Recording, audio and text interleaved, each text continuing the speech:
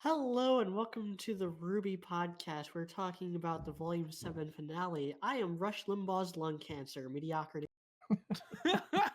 Oof. Hey, Rush Limbaugh should Oh, have smoked a vaporizer and been cool like me, and maybe you wouldn't have the lung cancer. I was going to think up a Moby Dick pun, especially because of Salem's cool ride at the end of this episode, but my that mind was cool. That escapes me. finale was cool. Everything else that was up wrong. Sorry. But yeah, my name's High Powered, and I'm glad the ride's over, but also I'm not looking forward to the postseason. I am not happy about this episode at all, but I'm so happy that Andy Reid won a Super Bowl that I'm less angry overall. I am dude. And I have been called on occasion the endless optimist on the Discord. Really, there's only one person who's ever called me that, but buckle up. You're about to meet pessimistic Robert. I am Robert. Yeah, all of you better buckle up and hop on in, because we're about to out to Rape City. I'm Coop. Is Keanu Reeves driving the bus? Always. He's lowering them specs at you right when he This is the lore 2020. of Rape City. Okay. So this was the Volume 7 finale, and I want to say that we're only going to kind of brush about the volume as a whole, and we do have an entire podcast dedicated to predictions that we'll be doing.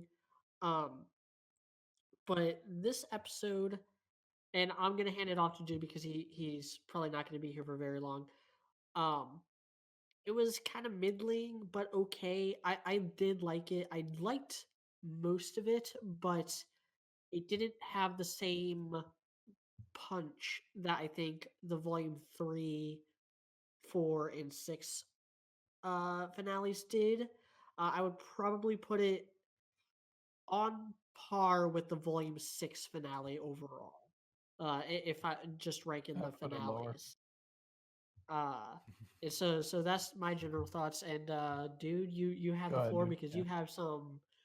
you have something to say about this episode. So, yeah, I'm going to try to stick Inform us around all. if I can. The reason I have to go is just because I'm so busy with school stuff. I don't actually have somewhere to go, but either I just won't be able to participate much or I'll have to cut out early. I'm not really sure. It depends on how long the podcast goes for. So I just want to get some stuff out. First of all, who's the motherfucker who called Salem coming in and fucking shit up at the end of the volume? This motherfucker, that's who. I fucking called that, and I know people doubted me on that. Fucking 100% right about that. She came in and fucked shit up in a big goddamn way, coming in on a fucking giant whale. Was surprised about that. I was getting Where's some the- Zerg Queen vibes here. I know I'm not. I know you can't see my chair right now, but fuck you, I was right. Fuck you, I was right. Fuck you, I was right. Oh, we all had some of those moments throughout this volume. Yeah, no, we did, but I'm kind of surprised that happened because Most of how mine the were volume was fuck going. me, I was right. How the volume was going after I made that prediction, I really did not expect that to happen. So I was like really surprised that was going on. And it's fucking weird that she comes. This is a weird ending to a volume. This is the first time they didn't have a cooldown. Like they always like end a volume and have a bit of a cooldown. They didn't have that. This is the first real like cliffhanger. This is the first actual cliffhanger ending to a volume. This is the first time where they're ending a volume and they're gonna have to fight fucking immediately right afterwards. They never did that before. It's also so the that's first- interesting. It's also the first time there's no post-credit scene for some reason. Also, because I understand that because again they're gonna fight right away. Where it would be a little weird to have a post credit scene. Okay, things to that's all the positives because the only positive thing was I was right about something. Negative stuff. Fuck what they're doing to Ren this whole volume. Honestly, at this point, I was fine with him and Nora having the argument so they could kiss. Fine with that. And I don't know if they're turning him into a giant bitch to force some sort of rift between him and Nora so they can have some drama to like resolve them as a couple or something like I'm that. pretty sure that's exactly what they're doing. They're just trying to drag out their relationship as long as they can. They're I'm trying to wondering if milk it that's for everything the they thing can is. get out of it. I'm wondering if that's what they're doing, but nothing has actually shown that, to be honest, since they kissed. Because let's be like, yeah, he said weird shit and been kind of a bitch since they kissed, but him and Nora haven't argued about anything since then. Yeah, there's been no screen time. That's the weird thing about it is I think whether or not it's a thing between him and Nora, I don't like it because he's just being a bitch and his character is completely different than how he used to be, and I fucking hate it. And so either way, it's bad. And if they sweep it under the rug, I feel like it's just as bad as them like. At this point, it's so dumb. I'd rather them sweep it under. And I feel that's what they're gonna do. I feel like they're just gonna I sweep hope it so. under the rug. I feel like they're going in a different direction with this. Okay, what do you think they're doing then? Make me feel better. Make me less angry at them. How is Ren not a bitch? Tell us. Oh no, that there's no changing that. Damn straight, there's not. Folks, if you act like a bitch, you are.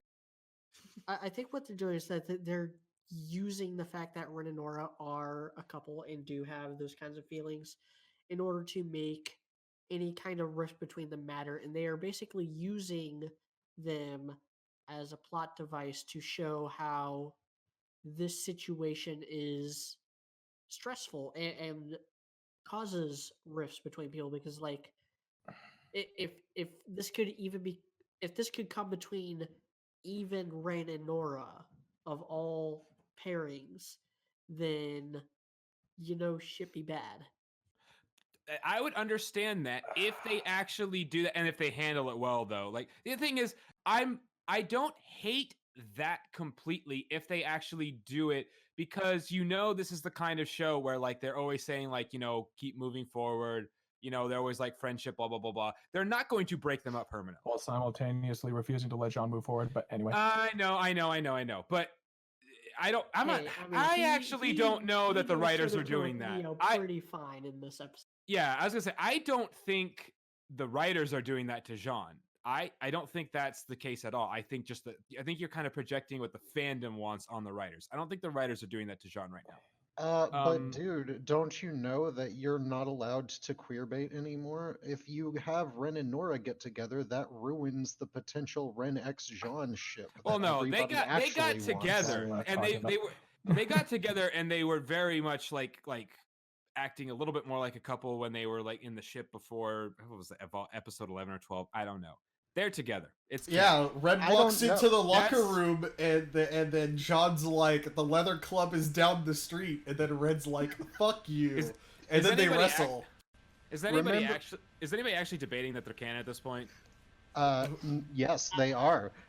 Don't you remember the scene where John sits down next to a shirtless Ren? For a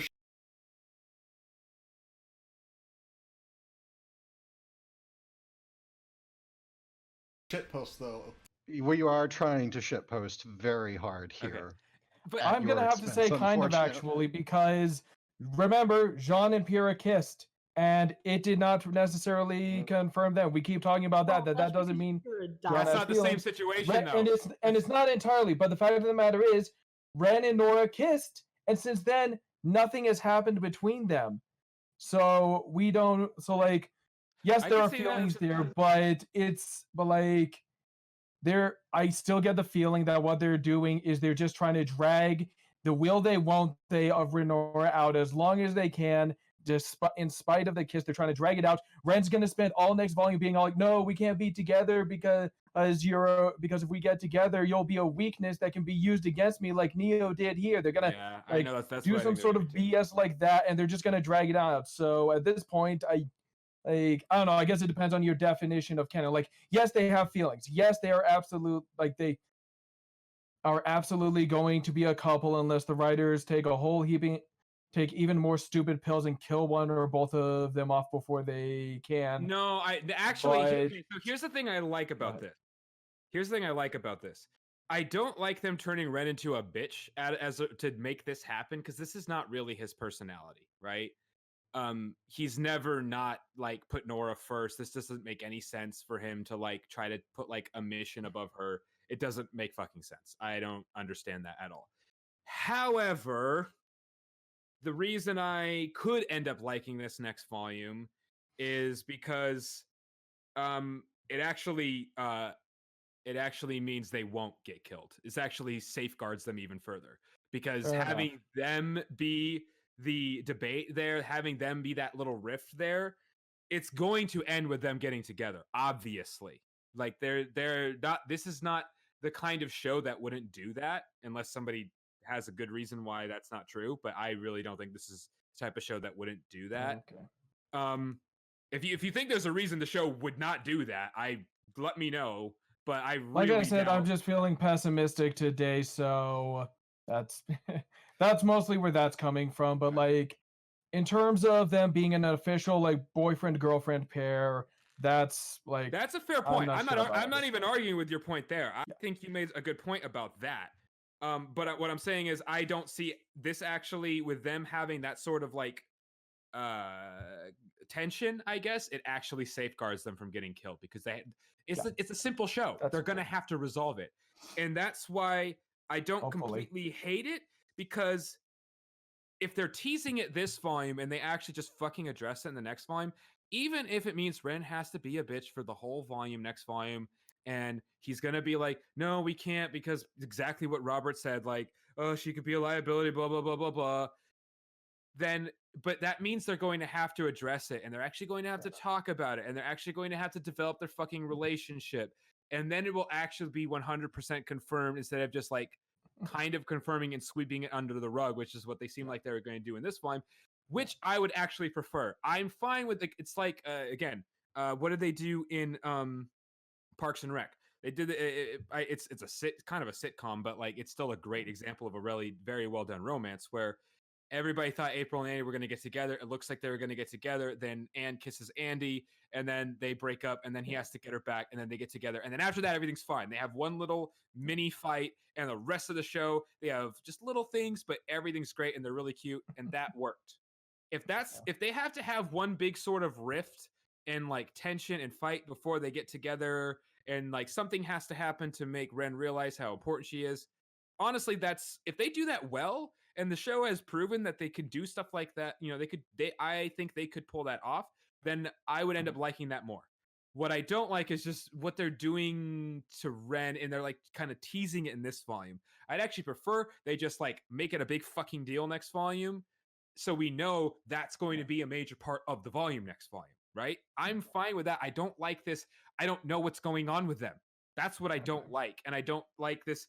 Yeah. Is Ren like gonna be a bitch for the So next volume or not? I just make it clear, and then I know they'll resolve it. I know it's gonna end with them getting together. Like Nora's gonna get hurt or something, and then Ren's gonna be like, "Fuck, I realize everything's wrong." He'll have to talk to Ruby or Jean about it. That'll probably be a really great Jean scene, will slap actually. her. Dude just doesn't want to be a part of Dude, this I can wild understand. fucking ride. Is what it sounds like. I don't. I want to what? I think the seeds for that are already planted with the way Jean reacts to Ren in this episode. Yeah. If it does end next volume with like, oh yeah, if it does end next volume with Jean just slapping Ren shit and being like, dude, I have been on the receiving end Yeah. of this kind of bullshit and it doesn't end well. The fact that you like the fact that they were able to do this means you love her. Just get it over with. You can't fit. She's a lie. They're gonna use her against you anyway. You might as well enjoy it while it's happening or something. I don't That know. is the thing, because what Ren is going through right now, and what goes through his mind when Neo transforms into Nora and manages to give him the slip that way. It is very much the same thing that went through Pyrrha's head right before she threw Jean into a wall. Yeah. Yeah.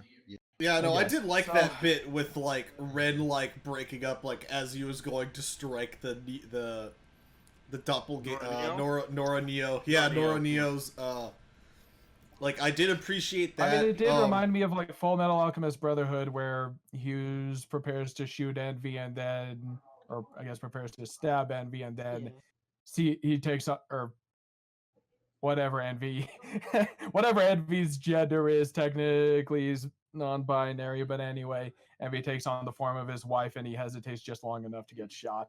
But Yeah, you should never do that, guys. If somebody disguises themselves as your, take the Hughes route. Always take the Mustang route, where you just And incinerate them over and just over get until they fucking Yeah. even die. more angry about it. yeah, So yeah, I that's think yeah. Anyway, Hughes is dead, and I think Hughes they is could dead, do nothing's it. gonna change that. And I you think they dare could use do his it face in front of well. me. hmm And I think, like I said, if they commit to it, and that's going to be a major theme of next volume, then I know it will resolve well. And I think we'll actually get some fucking good Renora scenes and actually discuss their goddamn relationship again, right? That will be good. I'll enjoy that, right? I just don't like the way they're kind of like doing it with Ren acting like such a whiny little bitch. That's what I don't like. But it there's could be ways for done him to well. do it without being looking like pathetic and stuff like that, and Yeah, I'm ways just that they can do it without him feeling more in character. Is what you're saying? Yeah, exactly. I'm just crossing my fingers they commit to it and make it a big thing, because then I know we'll actually get Renora next volume, and then they'll end the volume with them being together, and it'll be great. Thank you. You know what I mean? Hopefully. We'll get more Renora as a result. That's fine with me. Last thing I really need to Penny as the main, I just think it's dumb. I don't dislike Penny, I just don't like it. I can't explain why right now. I'm sure everybody else will do a better job explaining that. Jury's But out. more importantly, I could change my mind on that. Most importantly, who else is with me? I know Robert is holding out hope, like 0.1% hope, that when Ironwood shot Osktard that he was actually going to die. Oh, I was so excited. I knew it wasn't going to happen. Oh god, But I have to resist the Bane posting. In that moment, I was like, but what if he does actually die? What if he's actually dead? That'd be the most wonderful thing ever. There were And then 3 points like that throughout this where I was like, just fucking die, just fucking die, just fucking die, damn it. It's like Oscar's like, but would Ironwood really shoot a man before throwing him down the heat exchanger pit? Should have remembered double tap Ironwood. The worst thing about this is that, so one, Ironwood coming, Ozpin coming back is bad. Like, he's a bad character. He was a bad character pretty much from early on. He's, and again, he doesn't have a plan. There's no point in having him around anymore. Yes, exactly. And again, as I said, I love Crow, but get rid of Crow. Kill him or do something, get rid of him, because and another thing I'm mad about, why is it that the old people have to come and save the kids? Stop having the adults in control of everything. That's one of the biggest problems with this fucking show. Every time that was a big thing with last volume that they were trying to put, like, that they talked about was, this is about, these characters, or the kids, taking over and handling things themselves. That's why Ozpin disappeared. It's like, great, that was good, and you've just undone it by bringing Ozpin back. Anyway, sorry, keep going, dude. That's the biggest problem. Ozpin coming back is, oh, great, now we got to listen to Ozpin. There's 7 fucking main characters. And no, I'm not counting the retard that should have died in this episode, okay? There's 7 main characters, okay? Yeah. With all those characters, that's already too many, okay? We shouldn't care about Ozpin. I know some people do, but the thing is... They're stupid. Us on this podcast, I'm sorry, we're more intelligent than the average RWBY viewer. We just are, okay? We just are. It's just a fucking fact, okay? I'm not saying we're geniuses and we should be professional movie reviewers, okay? I'm not saying that, because those people review shit better than RWBY. Scrutinizing. Yeah, those people review shit that's better than RWBY, okay? So I'm not saying we're that level either, but I'm saying, look, I had a chunk taken out of my brain, guys. I have the scar right here to prove it. It's fucking, I'm not that smart. I'm not saying we're fucking geniuses and everything we should say should be taken as gospel. I'm just saying we're smart enough to know that Ozpin should not be relevant. You need the main characters to be the ones pushing the plot forward. They need to be the ones making the decisions. They should not be listening to old people, and they should not be getting saved at the last minute by old people, like by fucking Penny's dad and the girl she's banging that used to have silver eyes. I was kind of okay with that. I'm not okay with that. They're the ones that saved the day. It's none of the. I am only okay with it because it was Murray. Yeah. But you get my I'm fine. point, right?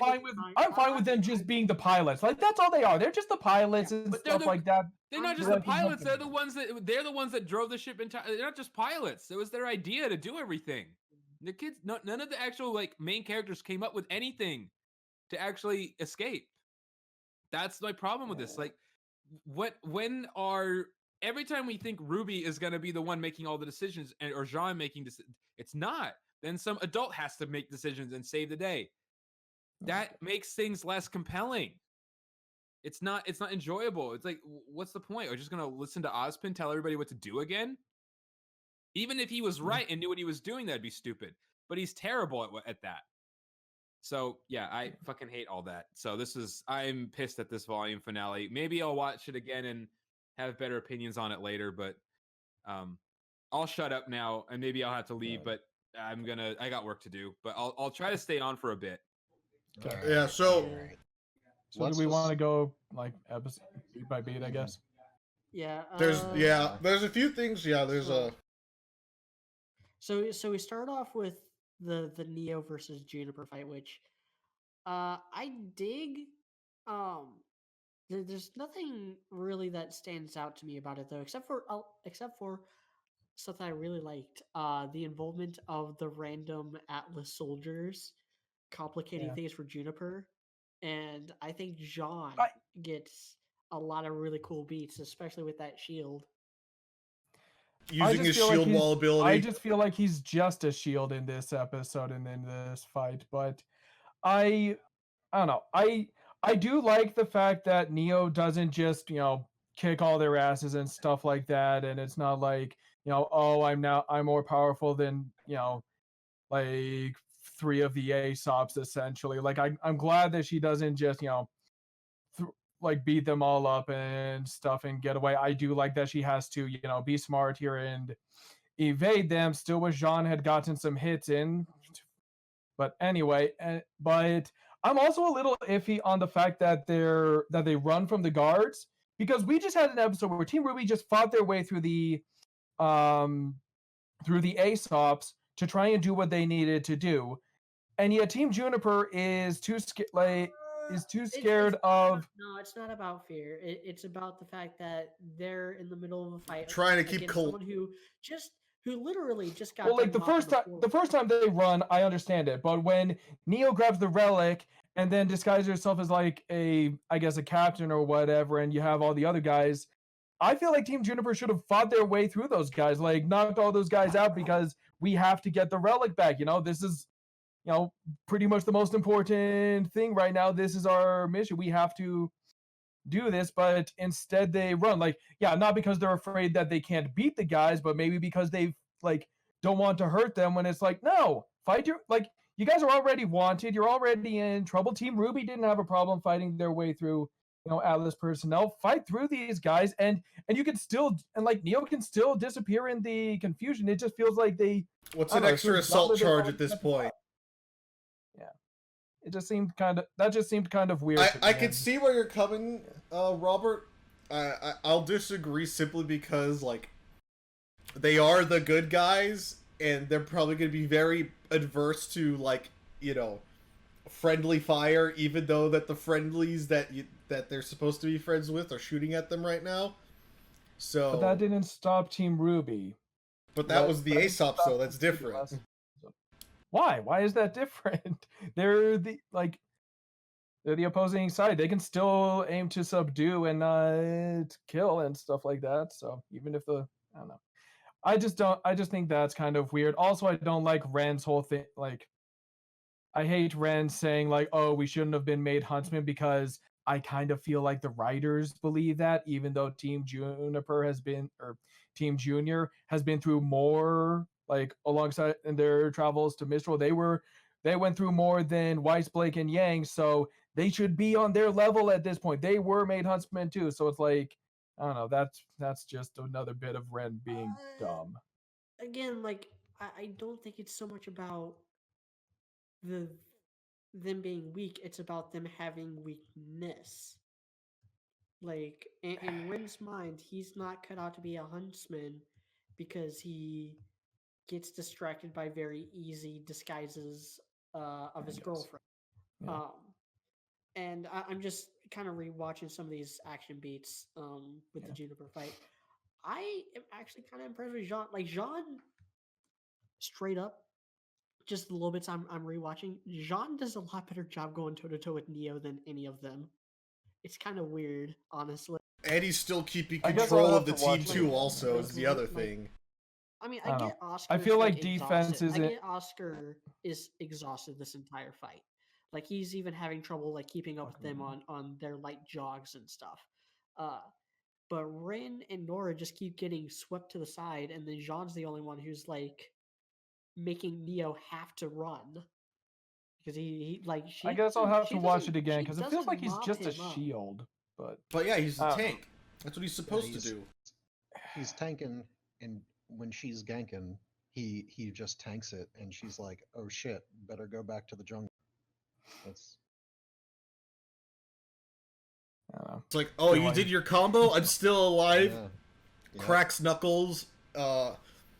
Pain jungler screeches as it dies to the Mhm. ADC down in bot lane or top lane. Y'all Didn't should Bla- join our didn't Discord Yang so you have can an play League entire of Legends thing- with us. Didn't Yang It's have an terrible. entire thing about how being a tank isn't good enough? Just tanking a bunch of hits isn't. Yeah, it's Actually not, which is why efficient? he's- Oh, I mean, Except he's that's using also a shield. wrong because that's I don't exactly know. what. I the get whole that he's like deal holding is. his ground and he's not, and like he's not being What I'm swept saying, aside by. what I'm saying is that Jean is the only character we've ever seen not get swept aside by Neo. Mm. Every Yeah. other I guess character he's not she's getting gone up tossed against around has been by her, swept so. has been swept around and tossed around like a rag doll, and he's the only one that stands his ground the entire time. Like Yang didn't in Volume 2, Cinder didn't in Volume 6. Like this is the most. I guess, impressive- but he should also be advancing, not just holding his ground and staying in one place. He should also be advancing. Why But is yeah, I see what you're saying. Neo one of the strongest characters in the show. Someone who went toe to toe against Okay. Cinder last I volume. guess I guess it's a start. But okay. It's still. I'm happy with Jaw's performance. It's like I'm Yeah, gonna have to he's- thoroughly disagree with you there, Robert. I'm Yeah. perfectly happy with Jaw's performance. Like both I'll watch it again. I'll both I'll in the watch it team again. leadership aspect of like him keeping track of everything reasonably well, and also to like being able to fight on pretty even terms with Neo. So like I like the fight scene. I don't think it was like they done anything like super crazy and choreographed wise. It was like pretty normal. Like it wasn't bad. It was good. It wasn't amazing. It was an on the run type of thing, and it was like they were Yeah. chasing after her, and like Yeah, like they did a good job of not making Neo feel overpowered and stuff like that, and giving her a reason for why she escaped. It just Yeah. And Neo doesn't need to fight. She has the relic at towards the end of the And fight, let's, second half of the fight. She yeah. just got to get away. Well, yeah, she slips it off of yes. Oscar when she like first impersonates Nora and grabs it. Basically, that's when she grabbed it. But yeah, Yeah, let's talk about that for a second because the heroes did have a big loss in this episode right at the end with Neo got the relic and now Cinder has it. Now, Yeah. granted, it is the relic of knowledge, which is borderline useless at this point. It's only got one question left. unless you could use it to we find could- the relic of choice. But yeah, Could be, but I don't know. I don't know Yeah. if they're gonna even. I guess I the don't even question know if is the writers Cinder are just worried gonna about the relic deliver it choices straight to Salem, or is she gonna hold on, or is she gonna hold I hold imagine back she- for a little bit and keep trying to take revenge on Ruby? I imagine she would. But I'm not sure. I'm not sold on that idea. She did say earlier, we need to focus on what we need rather than what we want. And I imagine that right now, what she feels she needs is to be back in Salem's good graces. So, I don't know. Maybe she'll worry that Yeah, it's I not can, I can agree with you there. We'll see.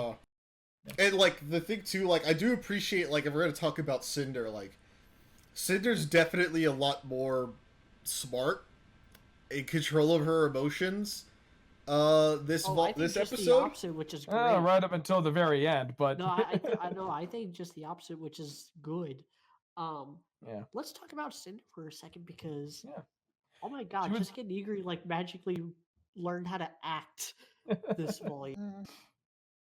She Yeah, they definitely basically gets said, Yeah, into okay, you're it not was cool and composed all the time. You're pissed the hell off. it was weird hearing Jessica Negri not sound like shit, but hey, that was nice. Yeah, I heard her voice and I'm like, I'm not complaining. I'm happy. It's working. like a We're lot good. of, like she does a lot more shouting and like actual anger. Where compare this to her shouting in Volume 5. Yeah. It was like when she's with Sean, like, you just don't know when to give up, do you? Whereas this is like there's this actual She's kind of winded a Rage. little bit. this actual like primal anger that she's having Yeah. over This real frustration of specialist give me on this power. android. Yeah, she sounds like she stubbed her toe like before she stepped into the recording booth. And not only that, not only does she sell that anger, Yeah. she has, I think, her best sinister line in this episode, where I'm she's tired of talking starving. about No, basically that's not sinister. that's not the wording, but that is basically what I'm talking about. In that she talks about like hunger and power, and then she says, "I refuse to starve," and that hit a little bit differently. It's a little desperate too, also, and I appreciate it. Yeah. Like, I know this goes back to like the most prevalent theory of Cinder having grown up in poverty, and that's why she is the way she is. But it's nice to actually address that, and it kind of shows something that was a pet peeve of mine. That is a pet peeve of mine. Something that I really hated about Cinder up to this point, which is power and money are not an end; they are a means. Like, why does she Yeah. want this power? That's never been properly addressed, even up to this point. But at least now we have like a hint of it's all about control because of having starved as a child, assumingly. Maybe.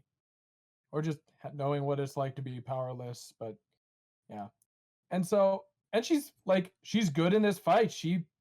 Winter and Penny don't really stand a chance against her. I mean, Winter does mostly rely on her summons and her swords, but I still, mean, like, that's her main skill set, so Yeah. that's what she's supposed Yeah. to do, and that's like and the we, only and, like, level. we know, and we've seen Winter go toe to toe with Crow with mostly just her swords and her, or It's yeah, kinda weird. and her It's kinda- summons. So the fact that Cinder's able to pretty soundly beat her and hold off Penny, like she looked pretty good in this episode until, and like the flying scene that was different. That was like, I mean, we've seen her fly, but we've seen Cinder fly before. We know Penny can fly, but like that was a different idea that was interesting, and I like that Penny rescues Winter, and Winter's like you're, or yeah, and it's well, yeah, it's kind of what Penny has been building up to, mostly just over the last 3 episodes of her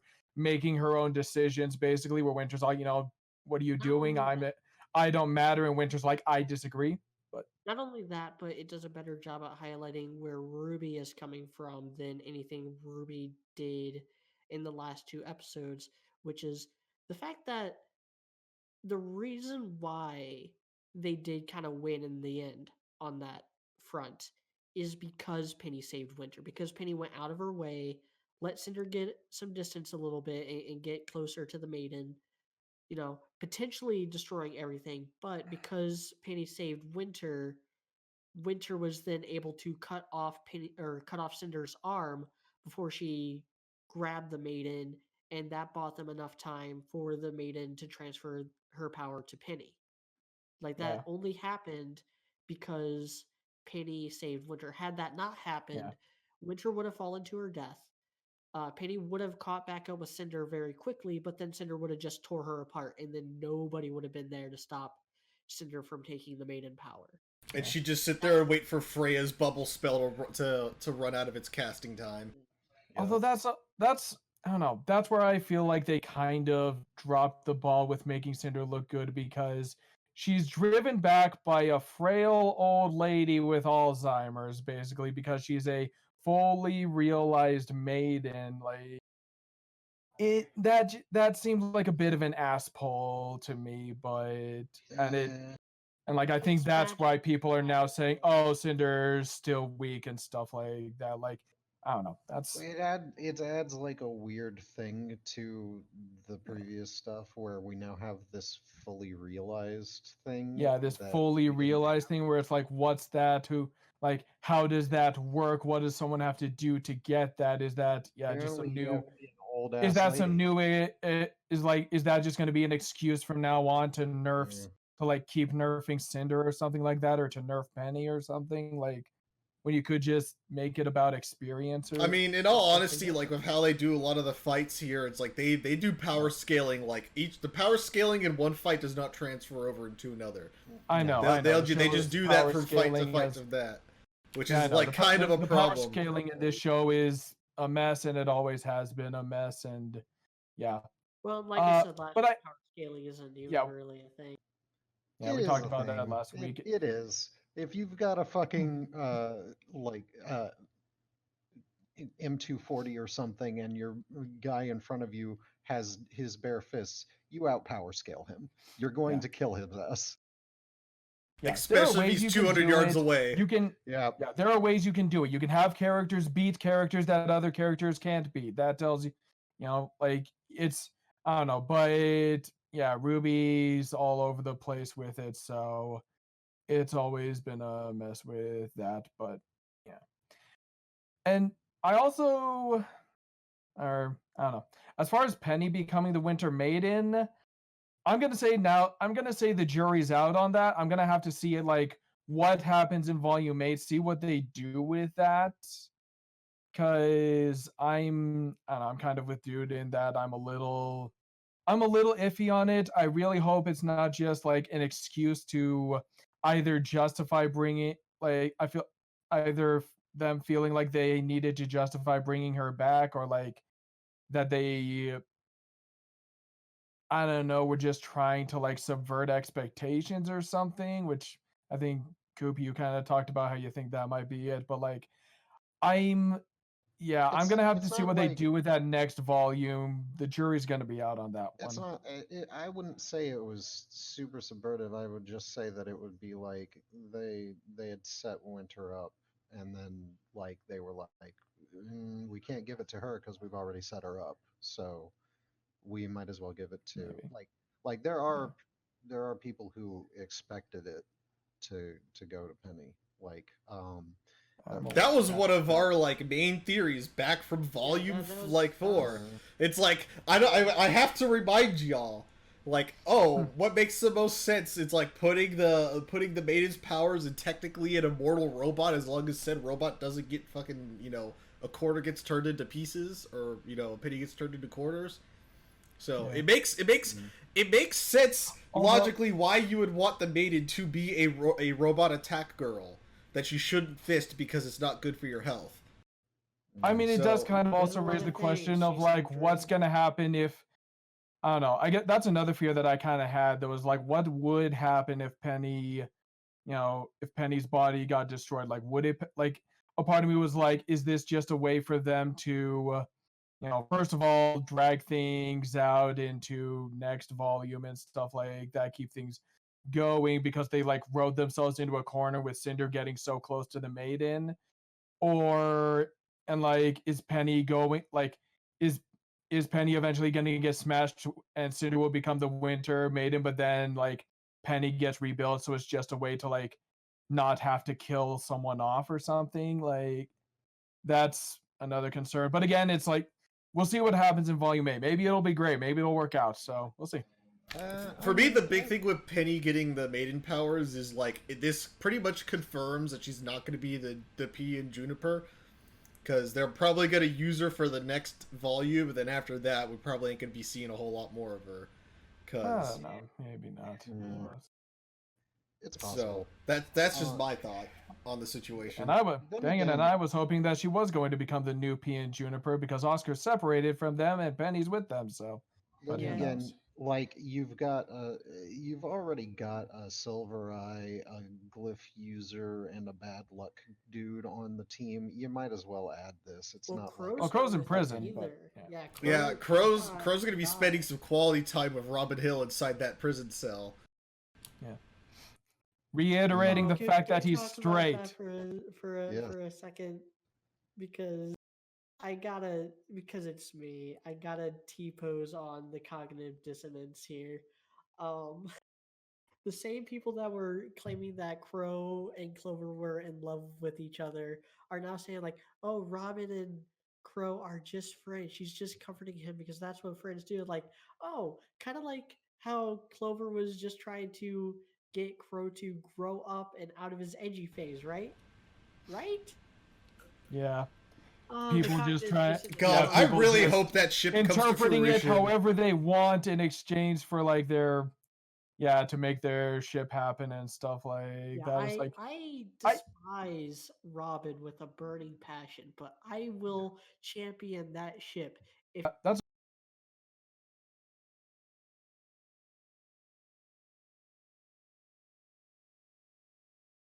another reason why I'm feeling pessimistic right now is because Kiersey and Eddie felt the need to apologize for that last volume, and that just has me thinking that, oh man, these guys are just gonna cave into everything the fans want. Neo's gonna turn good for absolutely no reason. Cinder's gonna die for absolutely no reason. They're gonna introduce like another dude who's basically Clover, but not just so they can turn, just so Crow can be gay and stuff like that I'd for rather them ask absolutely for no per- reason. I'd rather them ask for forgiveness than permission, though. Yeah, I guess. I'm. I don't know. I'm fine. Like That's I guess always we'll- been yeah, my I guess we'll see attitude what on happens, life. but that's my concern is that they felt like they needed to apologize, and it's like, oh gosh, how much power are you gonna give these people Yeah. over the story and stuff like that? That's another.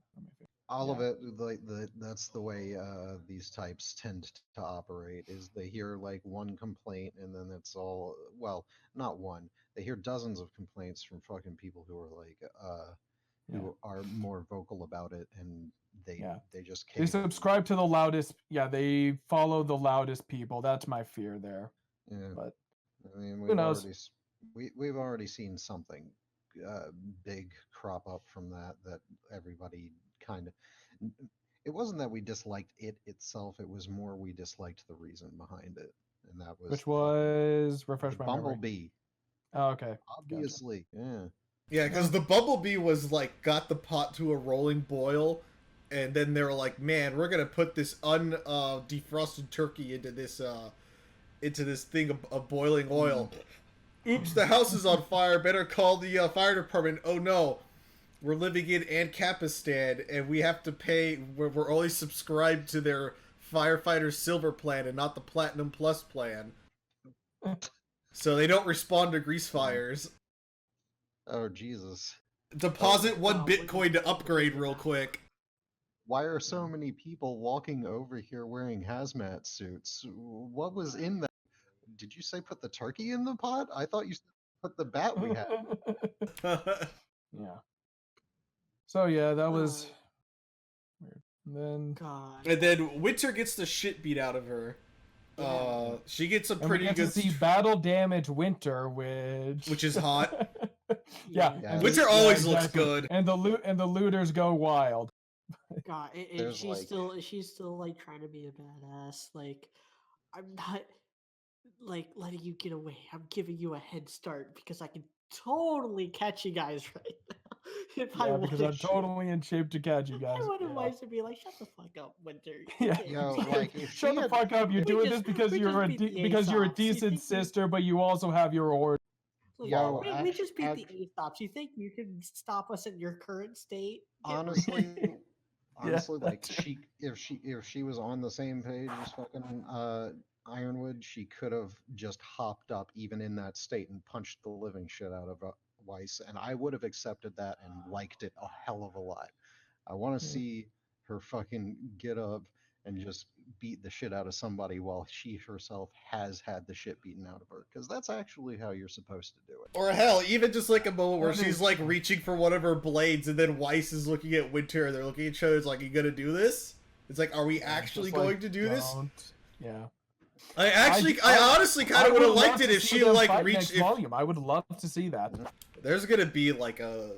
I'm looking forward to the 3-way battle royale. That's the fucking next volume with unknown objectives. It's pretty crazy.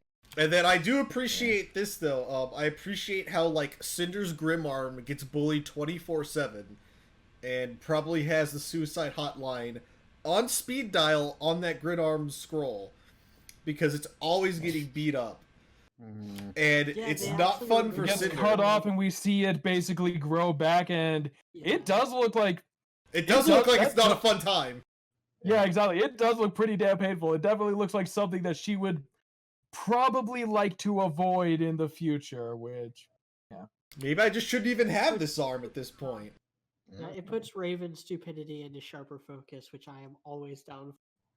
I'd say that maybe it would have been a better idea for her to upgrade to the cybernetic arm, just to get some of that robot shit going. Seems more efficient. I mean, I think it's just the grin that allows her to steal maiden powers, just replacing her limbs for her or something like that. That's what I'm thinking right now. Yeah, it's got the power sucky ability, but it doesn't have the not getting cut-y ability. So, yeah, I mean, I would prefer that. And I guess that's another thing that, and I think this has been confirmed in the past that the grim parts of Cinder aren't protected by her aura. Raven said that right before not using it to her advantage. Right after never cutting off. Yeah. Well, that's right. She does. She stabs like this. Going back to Volume 5 for that fight. Yeah. Like their swords explode against each other. A piece of shrapnel goes into Cinder's arm and it hurts. And then Raven's right. And Raven says your grim arm isn't protected by aura, so it can be damaged. And then literally and then 5 never seconds takes later, advantage. Proceeds of to it. doesn't. 5 seconds later, Cinder puts her in a chokehold, slams her against the wall on the other side of the room. Raven's still holding her sword and doesn't do anything. So they've still learned a few things from Volume 5, so that's good. And then RWBY manages to drive Cinder off with her silver eyes, which I mean we just revealed that she has a bit of a cooldown, but kill her or anything. Mostly just forces her to retreat. It just hurts the fuck out of her. Yeah. And then she starts screaming at the entire city of Atlas, and fire starts coming out of her mouth. I love that. It was good. Cool. It kind of reminded me of what's her name's panic attack at the end of the last Airbender. Azula's panic attack. Where she's all chained up and she just starts screaming and breathing fire all over the place. Yeah, that's basically what Cinder's doing here. She's just yelling. She's so frustrated. I don't know. I like most of what they did with Cinder. The Freya thing was kind of weird, and we'll see what happens with Penny, but I don't know. I'm glad I'm talking about this. I'm feeling a little better about this episode. Yeah, I called Penny becoming the maiden because I was like, they've kind of built it up too much. I don't think Winter's even going to survive this episode, let alone become the maiden. And I was like, I don't think they're going to do it with Cinder either, because that would just be a repeat of Volume 3. So I was like, Penny would be the best option for that. And I do like the character stuff with that, where because she kind of comforted Freya in the middle of basically the apocalypse, that she was able to get that. And it's fully because Penny making that decision to defy orders, defy what she knows Iron would want. But because Penny is now the maiden, they have a fighting chance. Because if Winter got it, she would have just went to Ironwood and they would have tried retreating. And Salem's Monstro does not care how high Atlas gets. Is that what it's called, Monstro?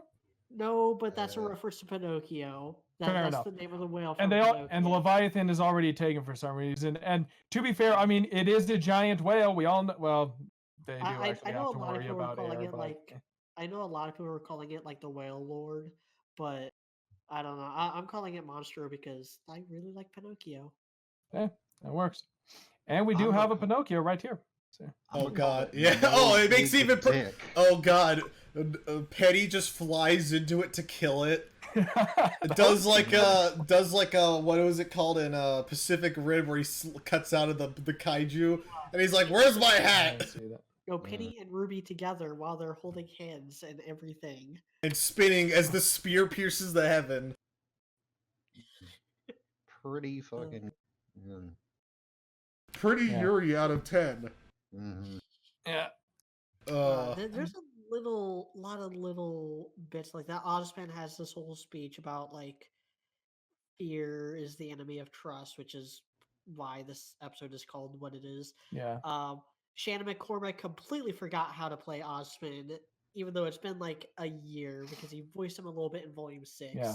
He's basically imitating Aaron Dismuke, imitating what he used to sound like is basically what he does. Yeah. But yeah. And And here's the thing, and the thing with Oscar showing up and talking to Ironwood, like I don't know, I kind of like what was said. I like that it's.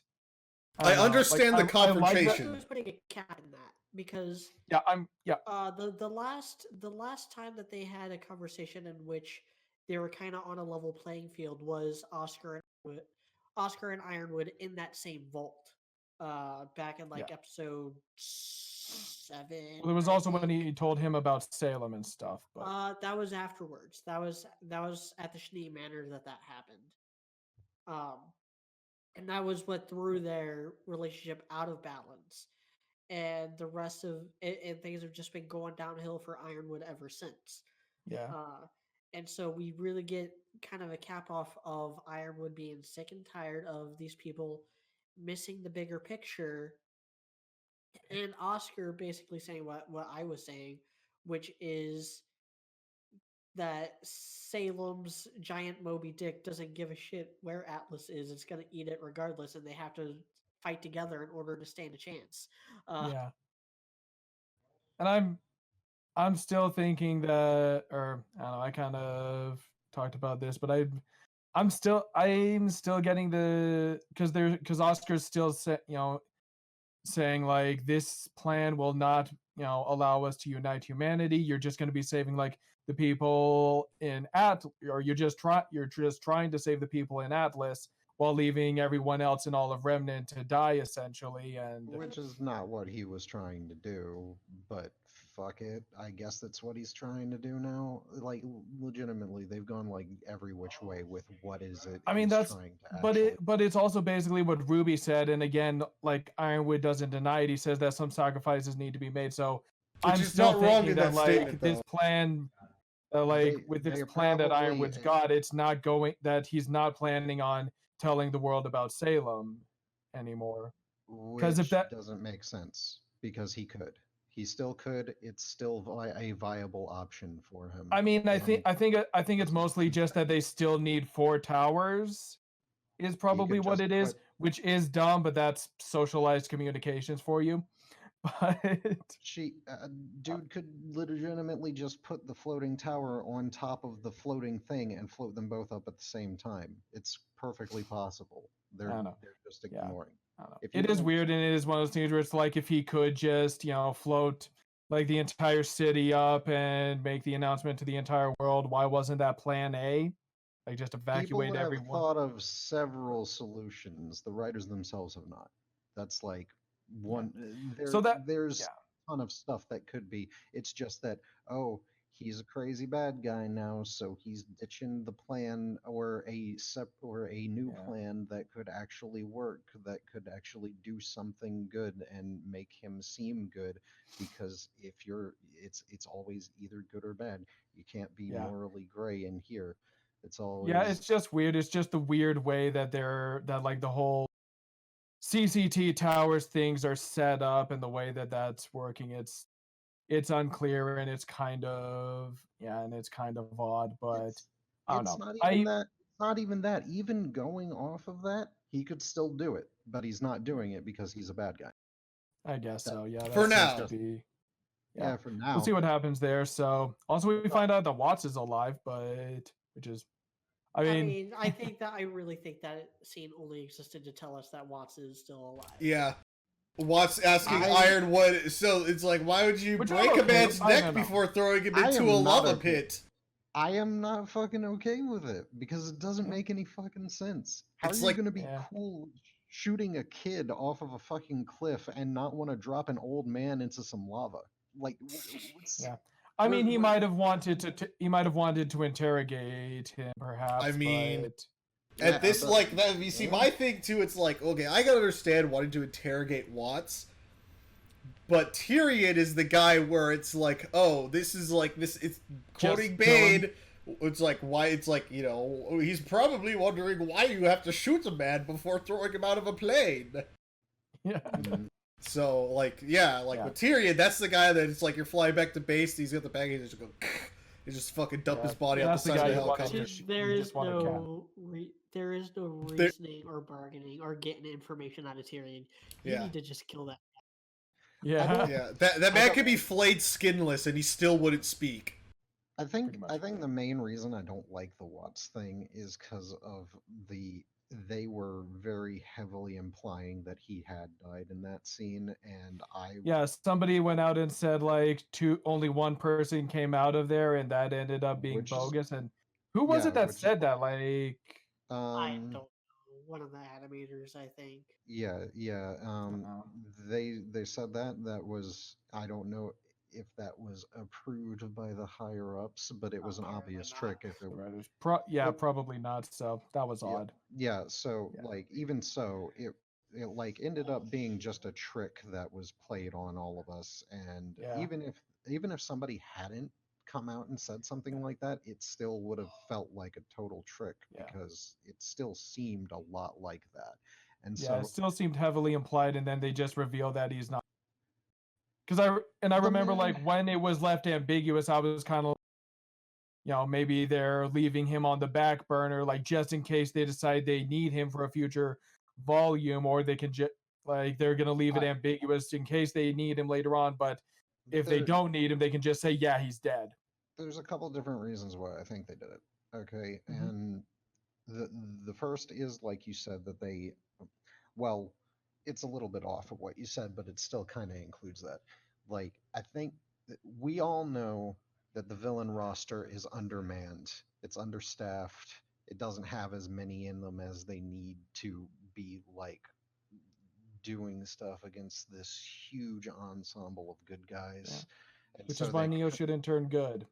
yeah. Another one is that it might be we might have fucked up here because they might have caught wind that there's a lot of people who like the character Watts. And they, if they're like, oh man, there's lots of people who like him, let's not kill him off, even though I mean, he is a good villain, and I like if they can find ways for him to continue to be effective and continue to, make things a challenge for the heroes in the future. It'll be nice to have him, but I think it is one of those things where it's like he seems specifically designed to take down Atlas. Sorry, go ahead, Koopa. I'm sorry. yeah. Well, I mean, if you look at the fight and you look at the talk he's having with Ironwood during the fight, he's basically espousing all of the stuff that we needed to know about him. He's like, this is why I'm doing all of this. Fuck you. And then we're like, okay, so we now know his motivation and everything, and we know how he is, and he's a cool dude. Yeah.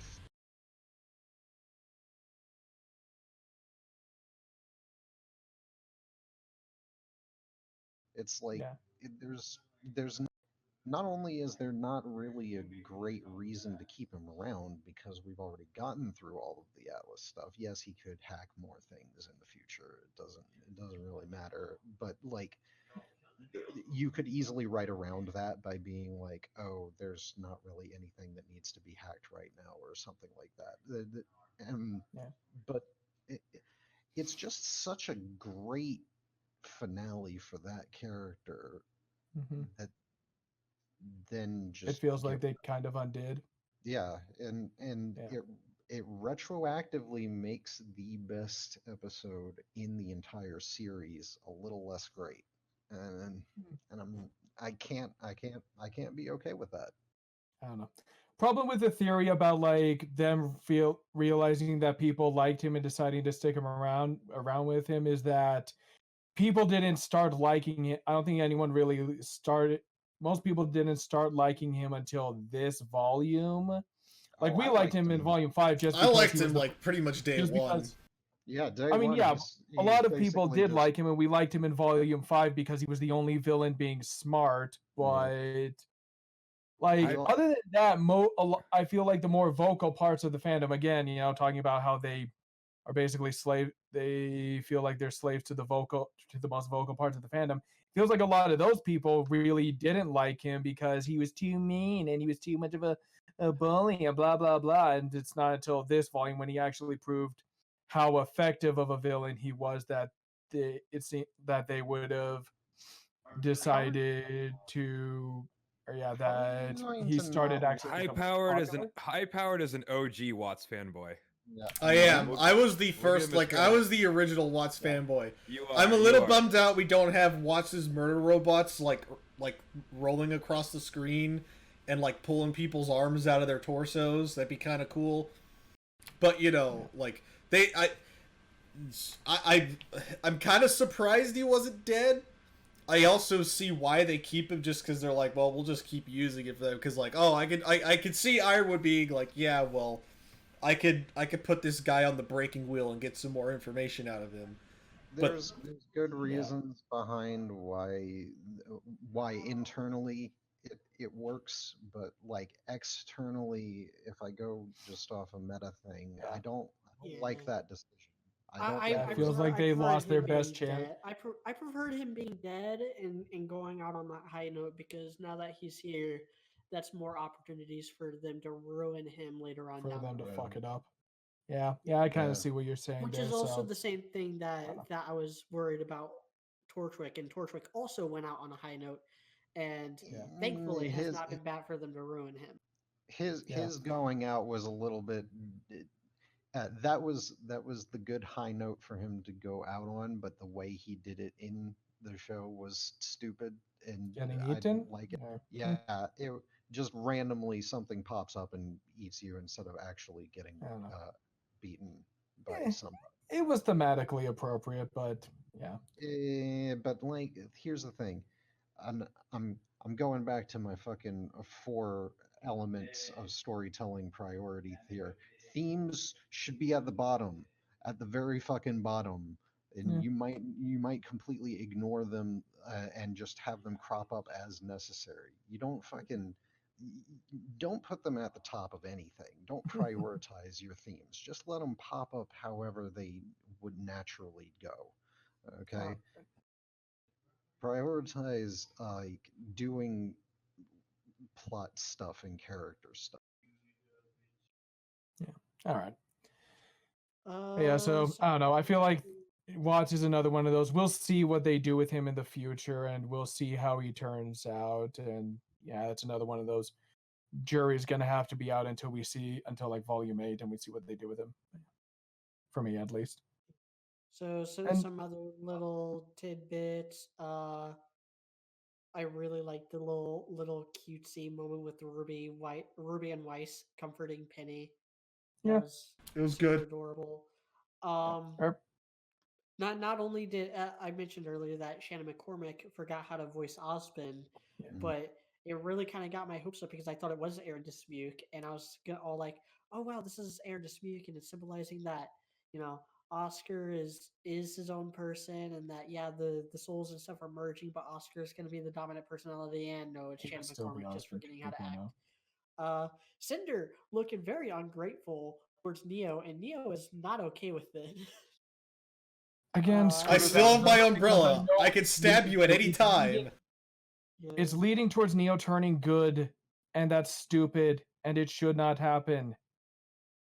I don't even really think it's that. Like, I I'm don't- still I of don't the see- opinion that if Neo gets the opportunity to stab Cinder, she's gonna stab Cinder and just leave stage left. That doesn't make her a good guy. She just killed I someone feel that she had a beef with, But and it now should- she's gone. But it also just shouldn't be Neo. It should be Ruby or Jean that finishes Cinder, not Well, Neo. saying that she had to kill her, that's not- though. That's not what they're Sorry, going Ruby or for. And I'm not so much okay with this. They're basically doing the same thing with Neo that they did with Emerald in Volume 2 in particular, but also to a lesser extent Volumes 3, 4, and 5, where Emerald does all this stuff to help Cinder and all Cinder Senpai, and I just want to hug, and I owe everything to you, and the Cinder's just like, nah, you're only useful. You're useful to me. We're not friends. Speaking of Emerald, where the fuck are Emerald and Mercury? There. I don't Did really you see care. them behind the giant dust stone on fucking Moby Dick? Wait, are they actually Wait, in were they frame? actually there? No, I they're wish not. that would be hilarious. It's like Mercury's just holding on for dear life on a fucking random barnacle dust I outcropping mean, on the I'm ground. totally fine. I'm totally fine with just having less characters. I think I would have. It's not like the rest of the students in the school where it's easy to write them out. They are part of the villain group. I'd at least like to know why they're gone, even if Yeah, it's like one a of 5-second two thing. things. I'd just like It's to one know. of two things. They're either riding in with Salem's forces and we just didn't see them, or they're back They're at in the Salem's back, yeah. castle and Hazel is playing babysitter. Yeah. Either way, And by I feel like playing they're with Or they babysitter, might be in Hazel that, is yeah. on the exact opposite side of the castle as Mercury goes to Pound Town on Emerald. I thought I, mean, saw. like- I thought the castle was on top of I thought Salem's castle was on top of the whale. Or Nah. maybe. No, No, it wasn't. Never mind. Yeah. You know, whenever I saw the That whale, kind of and I'm bummed like, me out. man, I was kind of thinking like, oh, that would be really, because I don't know. I talked about this last volume where I was like, oh, I think that castle might actually be like a Grimm itself that Salem is actually controlling or something, or like a piece of her or something. But I don't think that's the case. But I sit there, I see the whale, I'm like, man, if this was like in our world and one of those giant whales come over, just the president would get on the line, it's like, just launch everything and then just put down the phone. Yeah. I'm like, man, But- the RWBY universe is like, man, I wish you really went down the atomic power tech tree, because that'd be really useful right now. Just Meanwhile, the airman sitting just skatingly in his chair at the fucking missile silo gets a call. He's like, dude, you gotta launch the thing now. Launch it? What the fuck are you talking about, man? We never launch these things. Bro, it's from the president. You gotta do it. Oh, fuck. Do you remember the launch code? I think it's like fucking X underscore big titty missile XX. Oh fuck. he's like, oh shit, man, the launch control computer's still in pod. Shit. It's like as he's like fleecing everyone for money to get it out of pod. But so I don't know. Kind of got away from something else that we were talking about a little bit, which was Oscar's conversation with Ironwood and getting shot off the ledge and stuff like that. And like, I like the confrontation itself. I just don't like that it's Oscar there. It should have been RWBY. Like, it should have been RWBY there, like trying to defend her actions, trying to, facing, like, actually fessing up to her decisions. And this happens.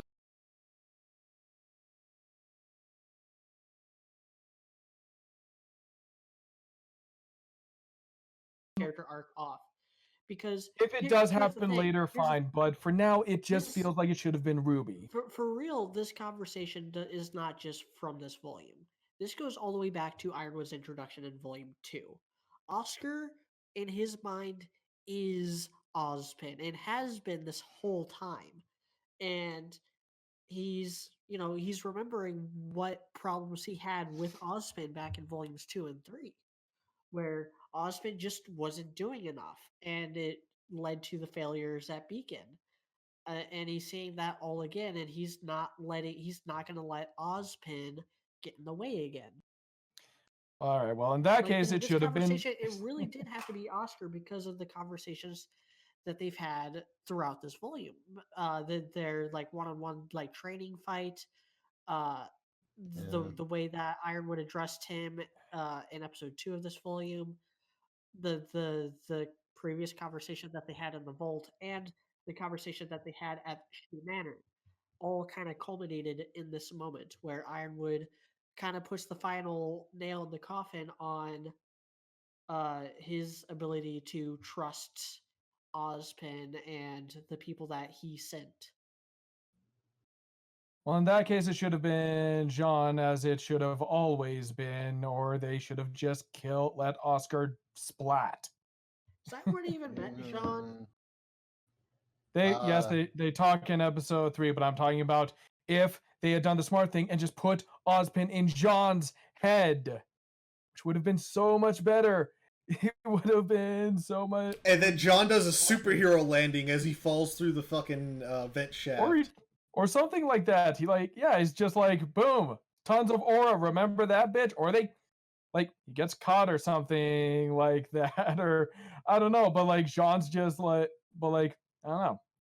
It would have been a lot cooler coming from Jean, and he can just be like, I'm not fucking Ozpin, dude. Because I'm also tired of Ozpin. He should not be back. I'll tell you guys. Hold up, I got an idea for how they could have adjusted this. Like, it's literally just the dialogue, right? Okay, all Ironwood needs to say before he shoots the kid is he's like, "You've made your last delivery, kid. Sorry you got twisted up in this scene. From where you're kneeling, it must seem like an 18-carat run of bad luck. Truth is, the game was rigged from the start." And then double taps him. Yep. and then oh, that's from Vegas. Are you a yes man ending? Yes, obviously I'm a yes man ending. I don't quite like the yes man ending, but it's the best one that you can. It's the I'm the prince of New Vegas now as you dab on both the Legion and Kaisar's Legion and the New California Republic. Mm-hmm. Yeah. What were you gonna say, Medium? Or I forgot. oh, okay. Damn straight you did. That's no, I know I was. Ironwood.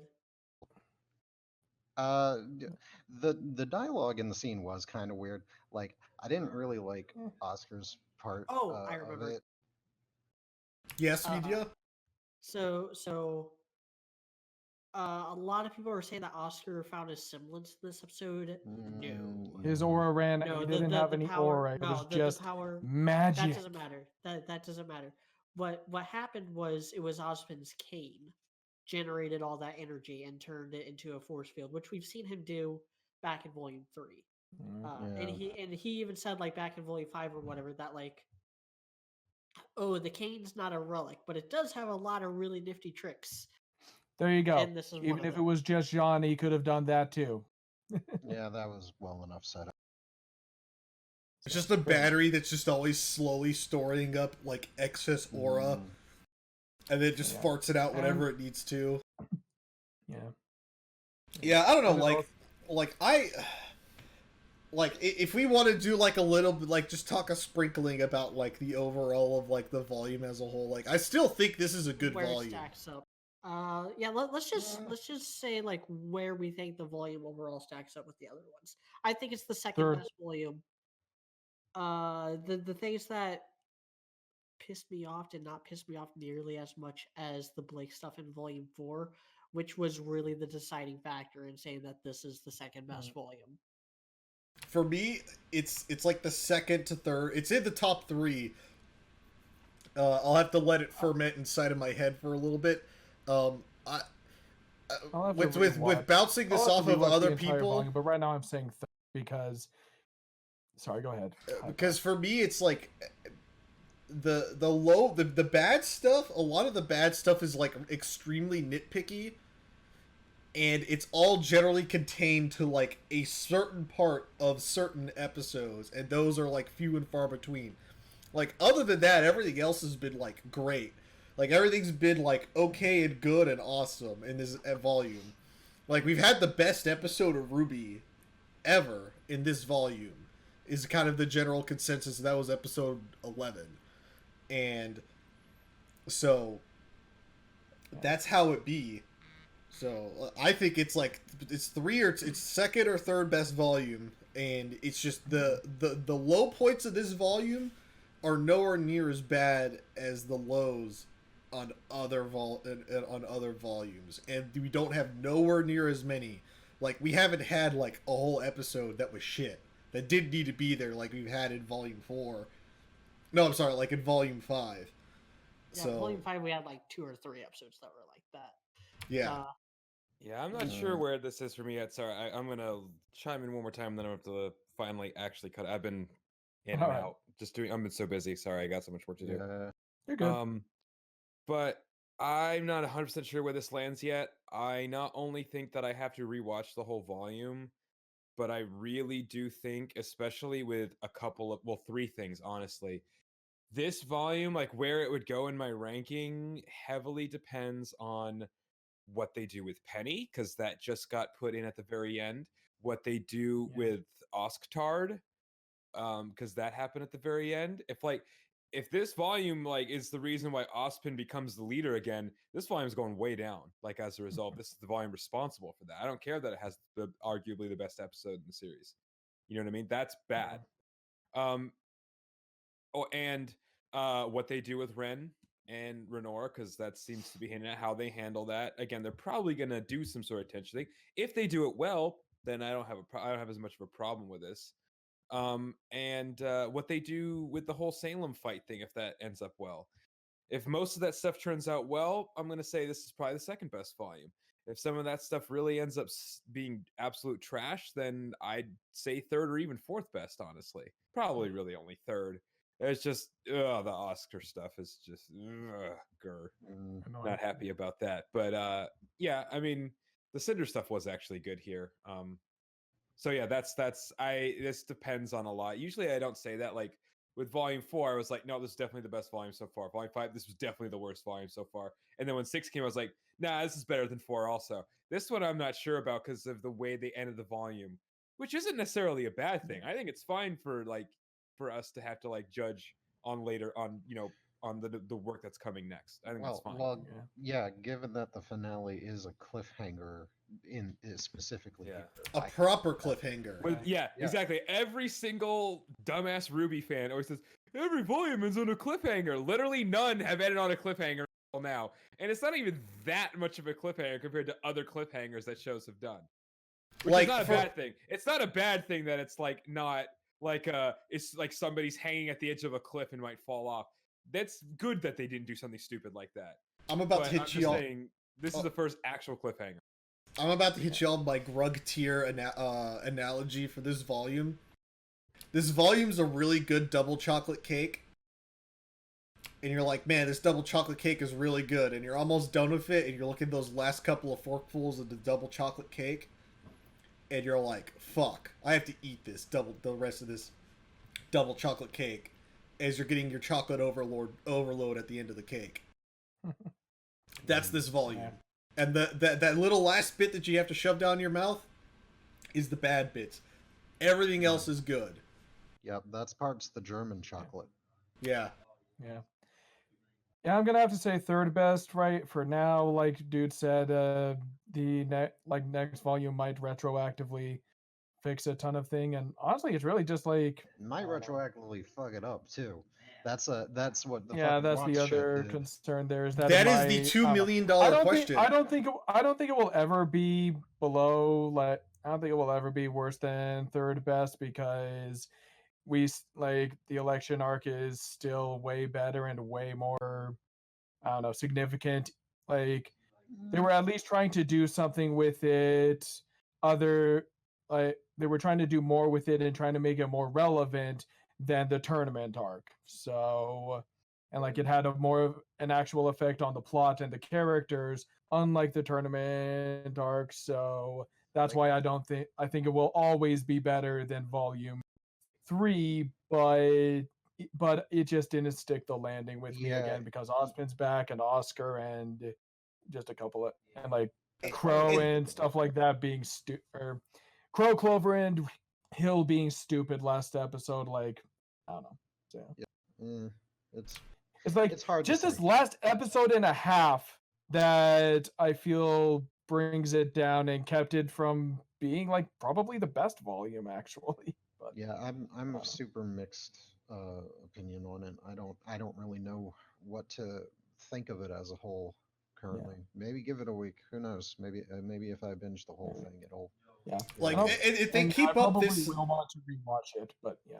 and if they keep up this level of writing, like especially between like episodes 1 and 11, in the coming volumes, however many more we get, like I feel that overall, like it's gonna be a net gain for the overall quality of RWBY. Like I still think that Kiersey being brought in and then the guy who got promoted has been an overall positive. Like I'd hate to think of what this volume would be like if it was just Miles and Carrie at the helm They of definitely, this. I mean, they definitely haven't made it worse. I saw Fat Man Falling's, tweet a little bit ago where he showed like which episodes were written by rich writers. Again, I also feel like we should be questioning like looking into who was directing the episodes as possible.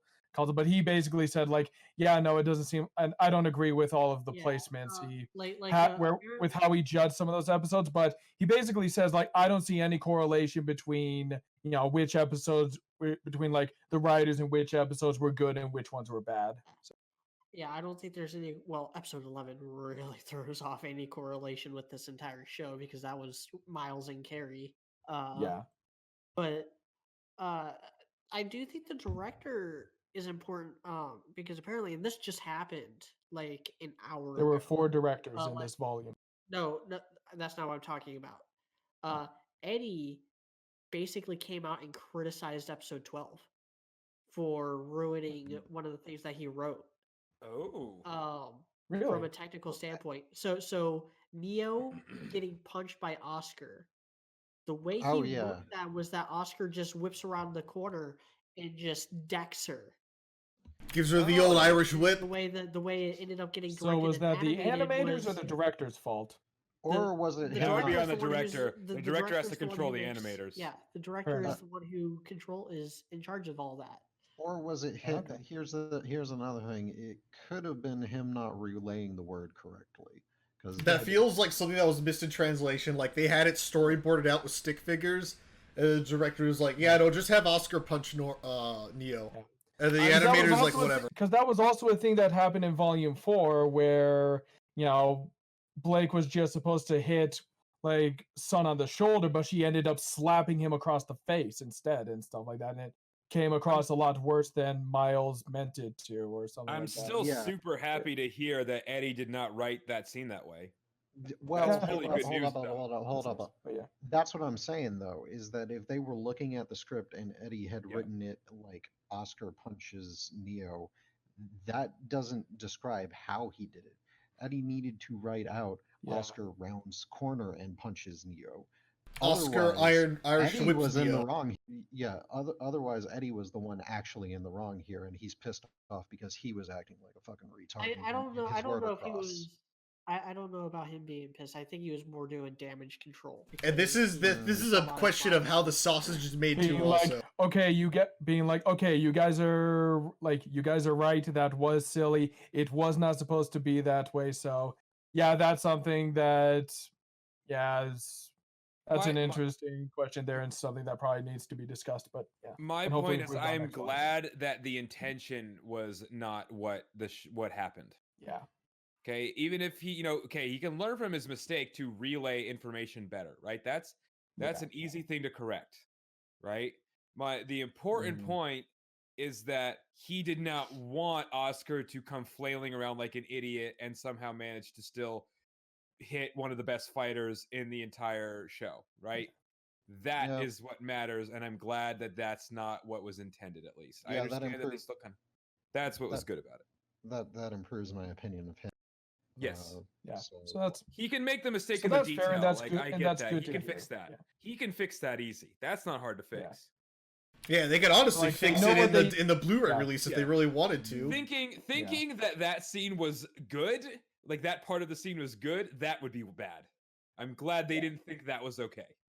Yeah, they know what they did wrong and they're acknowledging it, so that's nice. So yeah, that makes me feel a little bit better about that one thing. Although I would also like to know still trying to figure out what they were thinking with everything that went down between Hill, Crow, and Clover. But Well, you can Anyway. only fix so much stupid. Only one thing's are- going Yeah. down between them. I am for- curious to see like what they say and what they do. Like, I don't know. Again, directors' commentary and stuff like that. I'm curious to, or directors or writers' commentary or whatever. I'm curious to see what they have to say about that when the DVD comes Or at out. least So what their anyway, excuses are. We're shutting this down.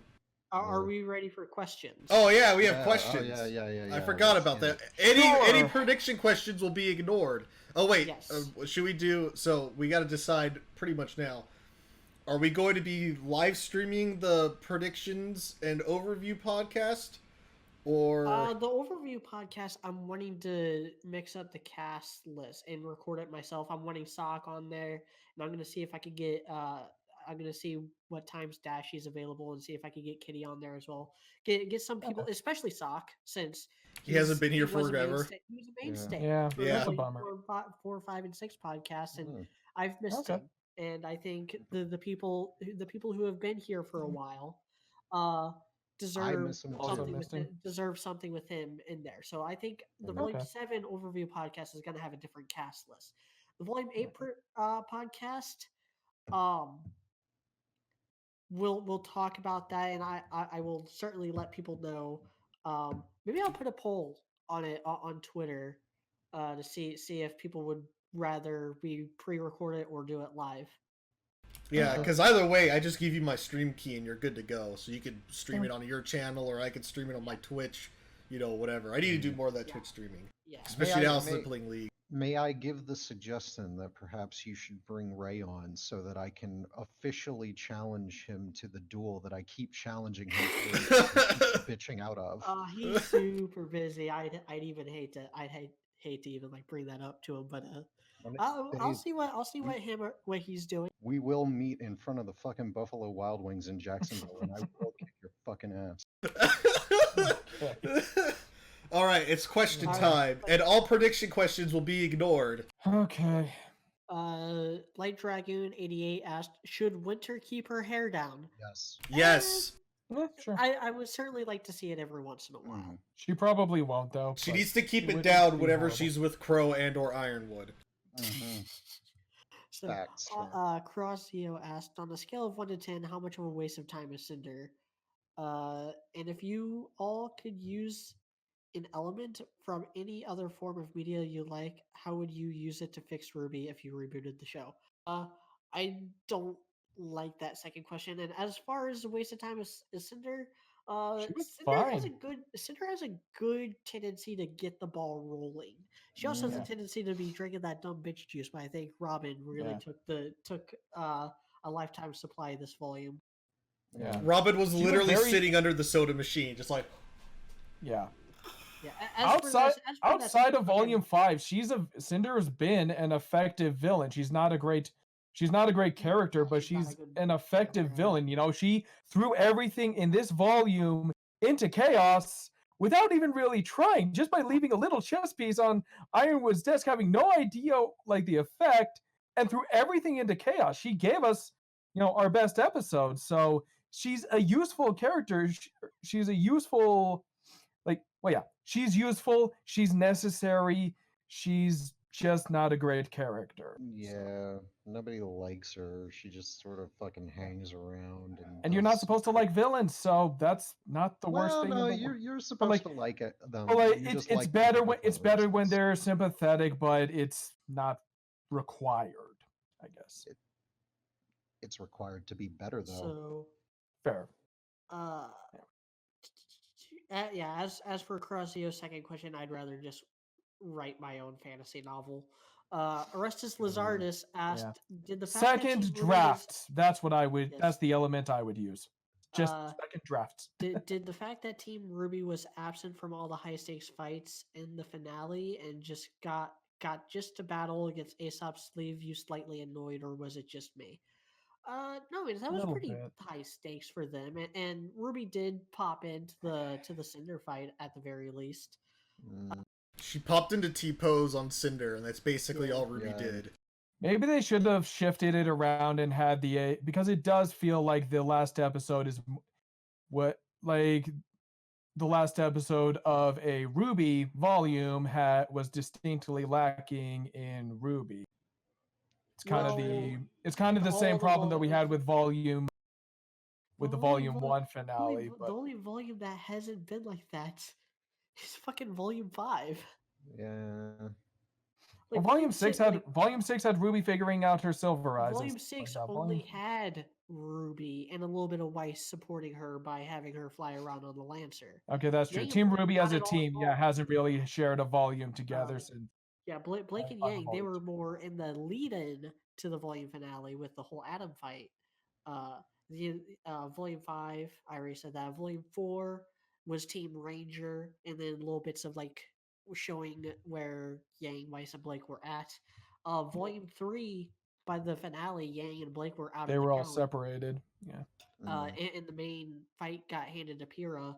Volume 2, you had Team Coffee stealing the show, and then Volume 1, Weiss and Yang were once again not even involved. So the only volume to Yeah. actually have Team Ruby together for the finale was also the worst volume. I'm not Something to saying think about for correlation next was volume. causation, Yeah. but Yeah. maybe we want to There fix isn't, that. but yeah, something they need to think about for next volume. Yeah. Yeah. Sean Resendez asked 2 prediction questions. Chubby Cheeks asks, okay, I got a question. The powers of the Winter Maiden can only be transferred to a young woman. Does that mean Penny will just have them forever since she doesn't age? That is an excellent question, and I hope they answer that someday. That is up to speculation, and that's all I'm gonna say on that. Oh, and Depends on whether or not she ever again, that's me thinking that she's just a placeholder for Cinder to smash and then be brought back. The reason why I like what they did with Penny here is that my whole reason for wanting Penny back to begin with was to answer the moral quandaries that come with the presence of artificial life. And this event basically definitively said that a soul is what makes you a person, not anything else. Yeah. Pretty. And they need to be, and basically she's a piece of Pietro's soul, but yeah. Sama Star said, "Do you agree with Team Ruby and company retreat from Atlas?" They didn't really retreat from Atlas. They're just going down to main. They might have been retreating, but they're like the plan might have been to try and get away. But I think at this point the plan is turn back and help because, like, I don't know. I think their plan might, like, now that Salem's there, it's like, okay, yeah, no, we can't leave this place in the complete mess that we've left it in now. But I think their plan might have been, yeah, let's just get Penny away from here and get away from the relic or something. Maybe. Now that I think about it, though, what if they too have been 36th dimensional underwater backgammon, and Salem actually is going to attack Atlas and not Mantle at all because she doesn't give a shit about it, and so them going down to protect Mantle is actually just them leading themselves away from where the actual fight is. Who knows? I doubt that will actually happen because I don't trust these writers, but still, that would I mean, she be, probably like, will just mad. send in ground troops, and she probably, I don't know. I could actually see it as still on the run down there. Yeah, that's like one guy though. And like Salem probably has some ground troops, and I mean her plan might just be like the whole, I don't know, thing where she's gonna make some sort of announcement. I don't know, kind of getting into predictions here, but it might be where like she makes an announcement like, okay, your people will suffer Ironwood until you deliver, the relic and the maiden to me, and like, or something like that. But yeah, I don't know. It actually kind of has me thinking about again, Full Metal Alchemist Brotherhood. They do a really, or I don't know, just been watching it again, but they have that really nice bit where this whole thing where basically the homunculus keep using like the heroes' interpersonal relationships against them. Like they use Mustang's men to basically blackmail him. They use Winry to blackmail Edward and Alphonse and stuff like that. And like, Alphonse at one point tells Pride, your plan is kind of stupid because there was no way you could, keep because you know that there was no way you could get us to do what you wanted. And Pride's all like, except for we knew you would do what we wanted because we knew you would never, leave the king, like this place, this country, to essentially die by our hands. We knew that there was no way you would, leave these people to die. So tell me again, what what was so flawed in our plan? Because we totally understood you guys, and like that's a huge theme there. So in the whole underwater backgammon thing, that might also be Salem's thing, is like, there is no way they will leave while people in Mantle are suffering, and I am going to use that to capture Ruby, capture the Winter Maiden, and maybe find my progenitor named Jean or something like that. I don't know. At this point, I think they've completely forgotten about any interest Tyrion ever had in Jean, but whatever. Yeah, that kind of never has come up again. It's That is the reddest it's of the even red like now herrings. it's- Next They also question. haven't Anyway, met sorry, go again. ahead. Sorry. Vaishni asked even a red 3 herring, I just questions. forgot. How excited are you for Salem finally being prominent in the show? Pretty excited. Should be cool. Uh, I didn't hate her being behind the scenes, but I'm curious to see how this goes. So I feel it might be a little We're early. about to start Volume 8. It's about fucking time she actually does some goddamn shit. Yeah, I want her to I'm force glad they lightning didn't do some anything people. until the I'm last honestly 2 not episodes of expecting- Fundamental Alchemist. Sure. I'm expecting 3 more volumes. I'm expecting 8, 9, and 10. I think that's it. I think Is that's it what- bad that I just want Salem to, like, some random huntsman is, like, running up towards her, just points her finger at him, just magics him, and then he just gets turned to dust? Just vaporizes him. Yeah. I'd be Probably very would. okay with this. So random. Yeah. Oh, yeah, Uh, Aura doesn't work against magic. so- Get dabbed on. yeah. Has Ironwood reached the point of being irredeemable? I don't believe there's a such thing as an irredeemable character. Yeah.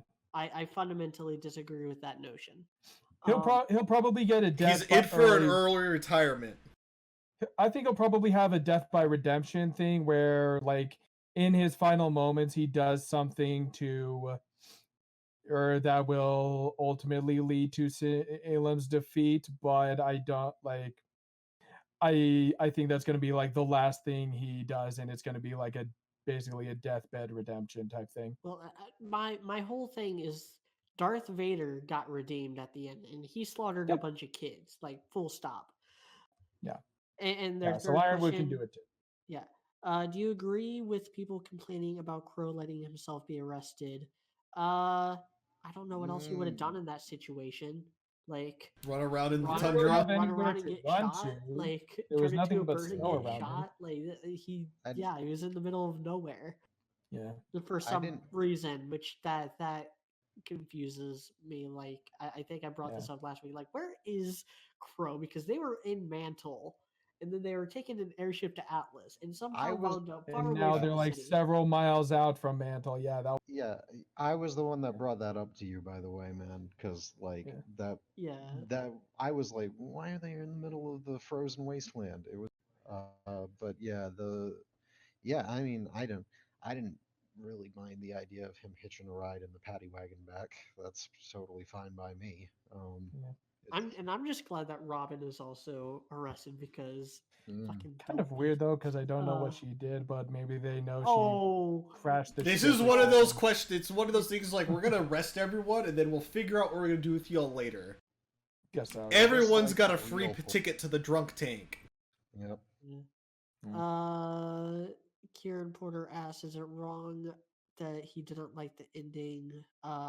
Do whatever you feel, however you want to feel, man." Whatever. Persian Slasher asked, "Thoughts on Maria in this volume specifically, and Pietro?" They're fine. I'm cool with them mostly because they're non-combatants, and that's something Yeah. that the show has Yeah. had lacked Yeah. for a very long Again, time. I'm fine with them just being the pilots. I'm fine with them just like being the pilots, Repairman. and I get the repairman and like the tech people and stuff like that. I feel like that's harmless, and Team RWBY can still be the ones making the call. Again, last volume, was the one flying the ship, but she turns back and is like, "Hey, we could make our getaway right now," and they're like, "Nope, turn us around. We're gonna go and help out here." Like, they're still the ones telling. They're still the one. As long as they're still the ones telling her where to fly and telling Pietro, what to fix and what to repair and stuff like that, I think they're fine. They're harmless. Yeah, I just want them to be harmless together as a nice little old married couple. Yeah, Who are just I'd like to see some what cutesy is old married it? couple shit. I'm okay Yeah. with What they is do it that that. Maria says about Pietro over the thing at one point in this episode? Like, she calls him the best something in Atlas, or like the best mechanic or something. I don't know what she calls him, but it's like, oh, she loves him. We just want a wholesome little grandma and grandpa living together and raising their grandbabies. Like, There you go. They're grandbabies that are basically Team Ruby and Team Juniper. mhm. So All right, that's next The question. Chanclas. DeAndre asked a prediction question. Quiet Message asked a prediction question, but two other questions. With Oscar off being a discount avatar, is Penny now the P in Juniper?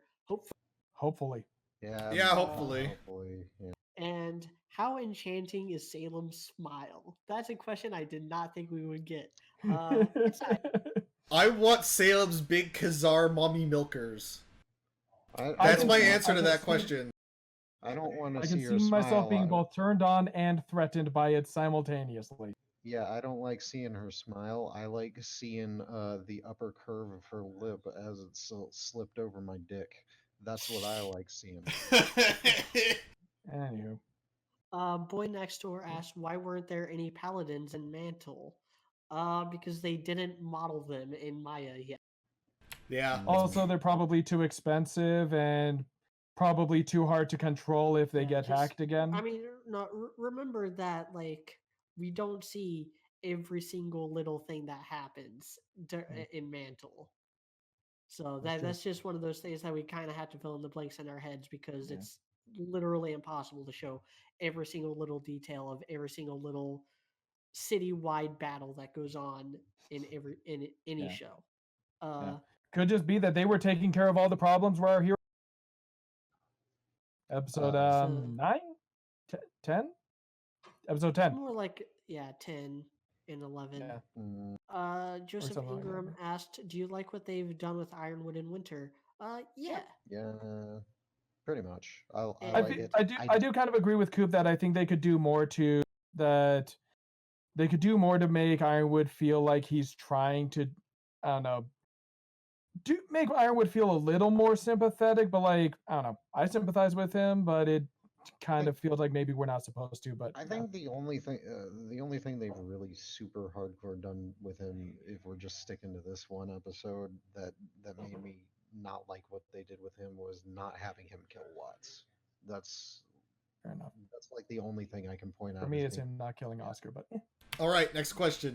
He did kill him. He did attempt to kill him. So that's still good Yeah. by him. Joseph not- Ingram also asked, "Is Penny an appropriate Winter Maiden?" Yes. Decode Lifehacker we'll see. said, "Do you think there's a reason Ruby can instantly pull Silver Eyes on Cinder, but Ingram it takes calm and setup?" Motivation. Because she was already calm and stuff when she blasted Cinder, and Yeah. whereas down in Mantle she had a bunch of like noise and stuff distracting her. Nova Star And it asked can't thoughts just be on- that she associates Cinder with, that she has an easier time associating Cinder with threats to her friends. Nova Star asked 2 questions. Thoughts on James' betrayal? I thought it was rushed. James didn't betray anyone. He stuck to his guns. He stuck to his gun so much that he shot Oscar in the chest. I don't think it much. was well. No, it's not a betrayal. In his mind, Team Ruby are the ones that betrayed him. I was gonna say, by the way, is Ironwood Beyond Redemption? Beyond Redemption, he's my fucking hero. He shot Oscar in the chest. He didn't finish the job, but I mean, he's gotten the closest I mean, he to doesn't doing the know thing that. I He want. doesn't know Yeah. that right now. He thinks Why would you Yeah. deplete a person's aura before throwing them down a mine shaft? Yeah. Does I he feel need like- to be redeemed? Does he need to be redeemed? He needs to finish the fucking job. Yeah. I think he could have, like, I feel like he could have had one more thing in episode. There could have just been one more line in episode 9 to let us know that he was a little bothered by them keeping secrets from him.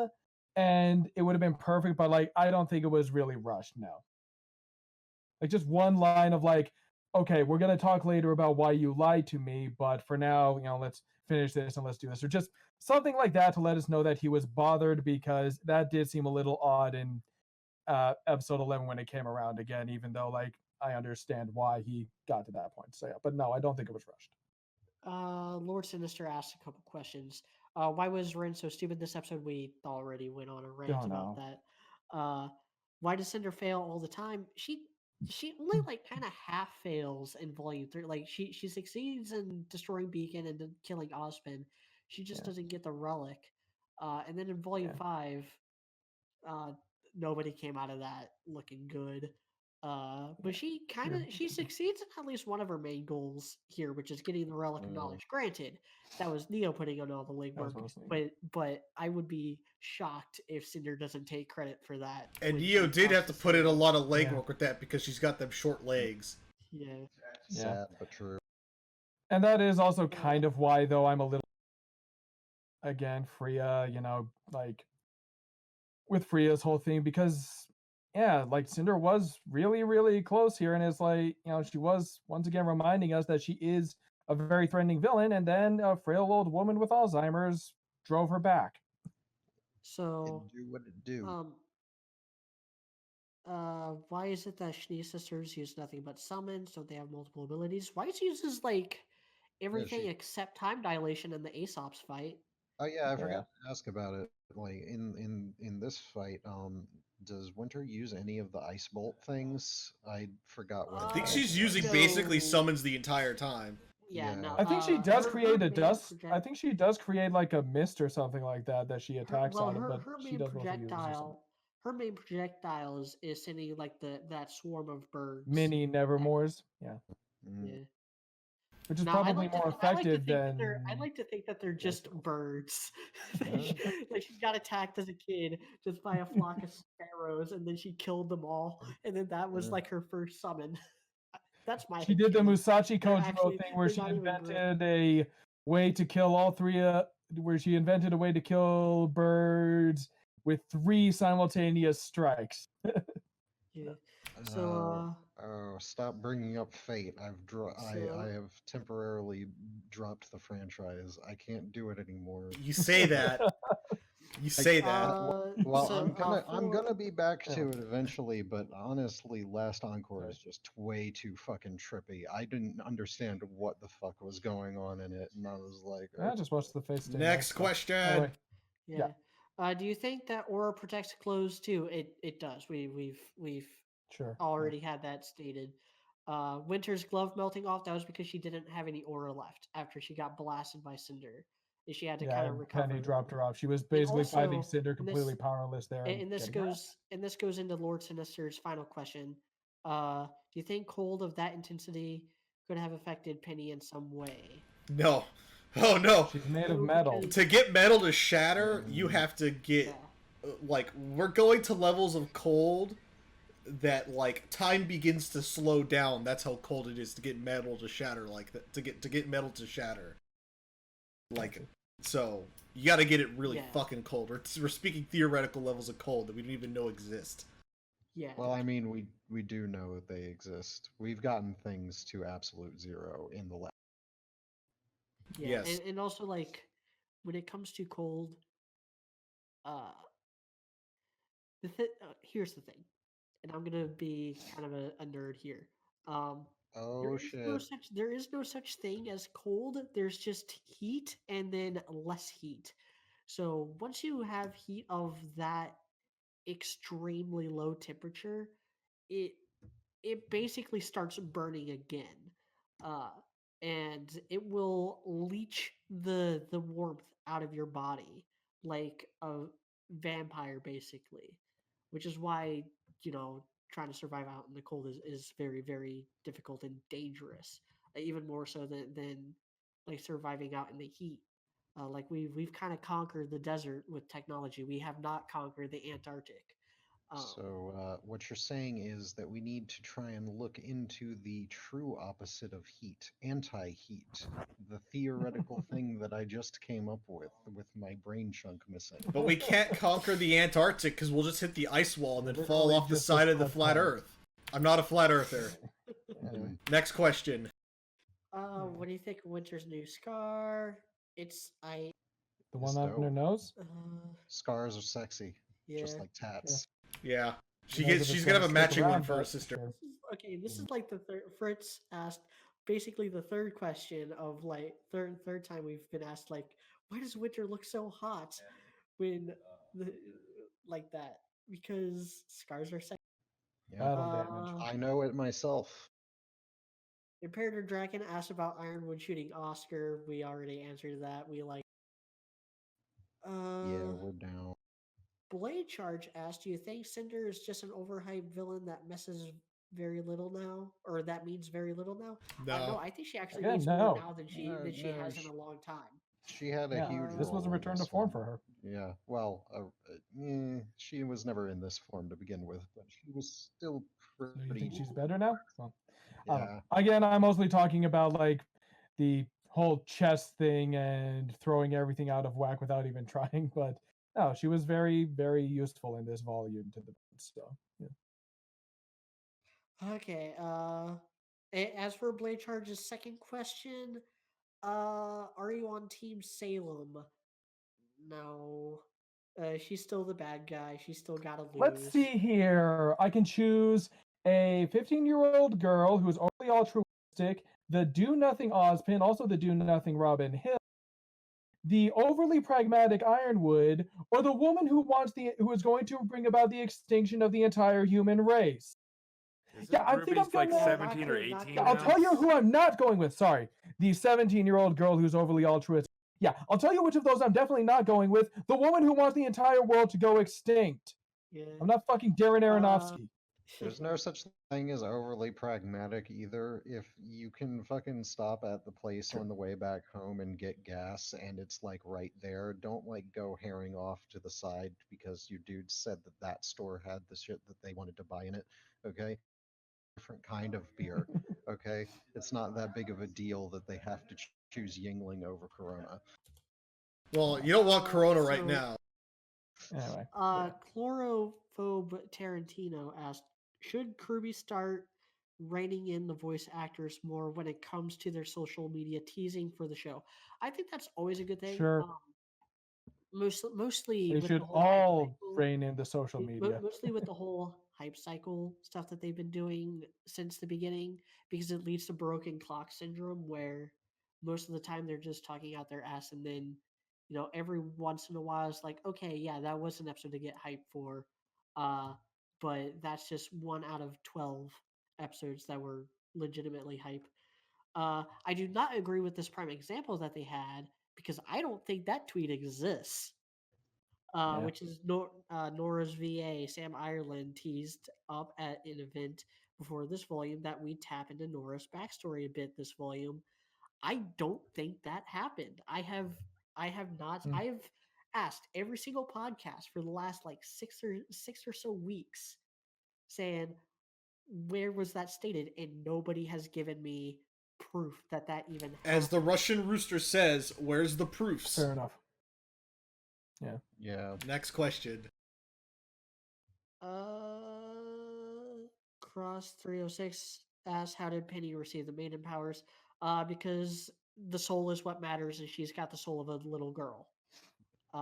Yeah.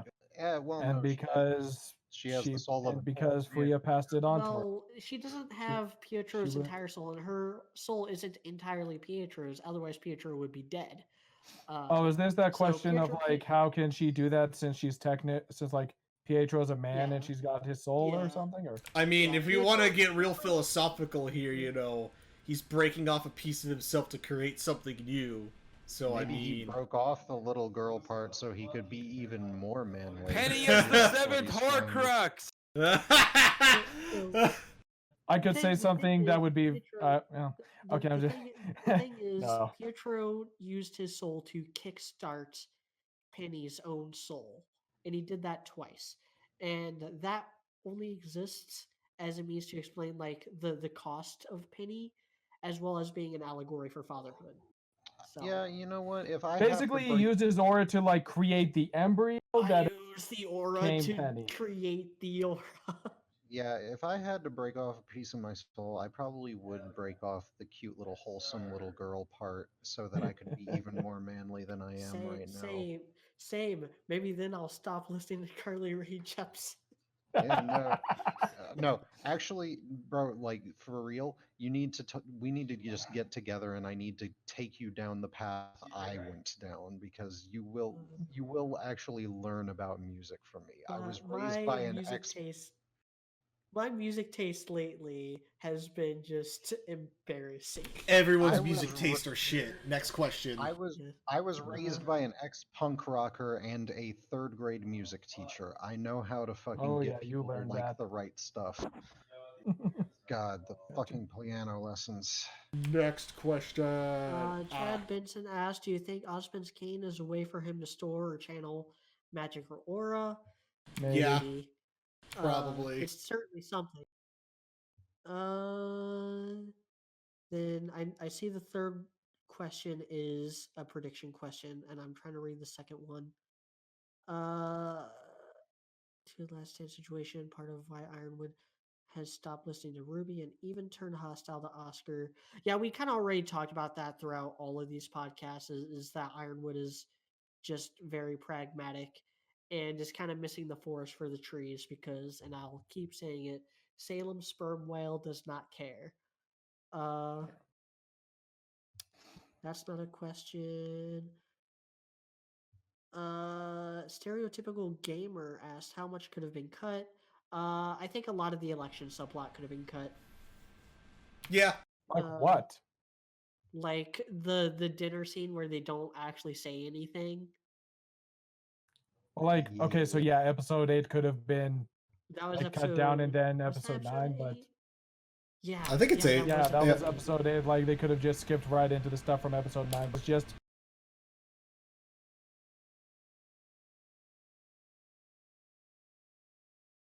Robin Hill needed to be a better candidate. Uh, does Ironwood shooting? This is Aegis Joy Cap asking. Does Ironwood shooting Oscar set a dangerous precedent in regards to the projection of RT's politics? No, because we were all cheering for that. Next question. Yeah. Connor There really Hines weren't that many asks, politics in this volume. do you think it would be better if there were no maidens and that is a can of worms I don't want to get into. And we've talked about it before too, also, and offline, which is why you should join the Discord. Yes. And for League. Yeah, that too. They also ask about Robin Hill's Happy Huntresses. Should they be renamed? I don't care. Yeah, it doesn't. Answering the What? previous question real quick, because I was still on mute. Sorry. Yes. It'd be better without the fucking maidens. I hate the maidens so much. If it was just, if they ended it like, we don't even need Silver Eyes, but if it ended at Silver Eyes, I'd be so much happier without the gods and the fucking. Then Oscar would stay dead. It'd be so much better. We've always said The that show's too there's been- complicated. It doesn't work that way. Well, it's not Those are always complicated, gonna it's be just got things too in- many different and not well integrated with each other things. that don't That's really- what I meant by complicated, but yes, you're right. That's a better way of explaining it. Good, thank you. George Sad technically asked a prediction question, but I can go ahead and answer. Do you think Volume 8 is the last volume? No, because they already No. greenlit Volume 9 as well. Yeah. Yeah. I think they're going to 12. I think John they're Sean going to Lake asked City. we already, someone else already asked this question. Can Penny hold on to the Winter Maiden powers for long since her soul was only a fraction of Pietro's aura? And then they also asked why the hell did Cinder think she could take on Ruby even though she immediately used Silver Eyes the second they saw each other? I mean, she didn't. She yeeted herself out of there. Damn, she Like- booked it. like the look on That's what her she has face, nail like for. as soon as she saw Ruby, she was like, "Oh no, I Yeah.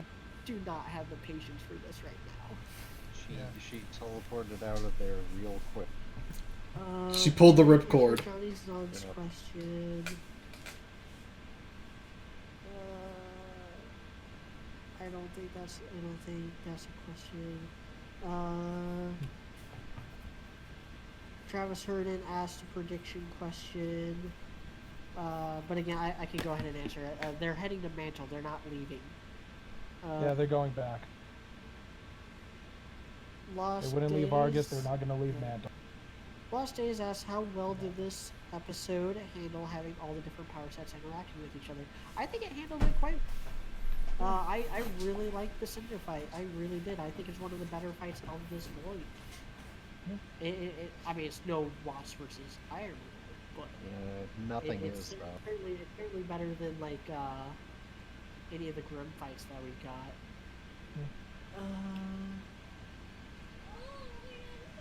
Last question from Alec Purdue. Does anyone else think that Cinder has become even more irrelevant from another aspect of the movie? Again, no. I think she became more relevant in this episode, not only because we got a little glimpse at what's actually going on in her head, but she has the relic of knowledge now.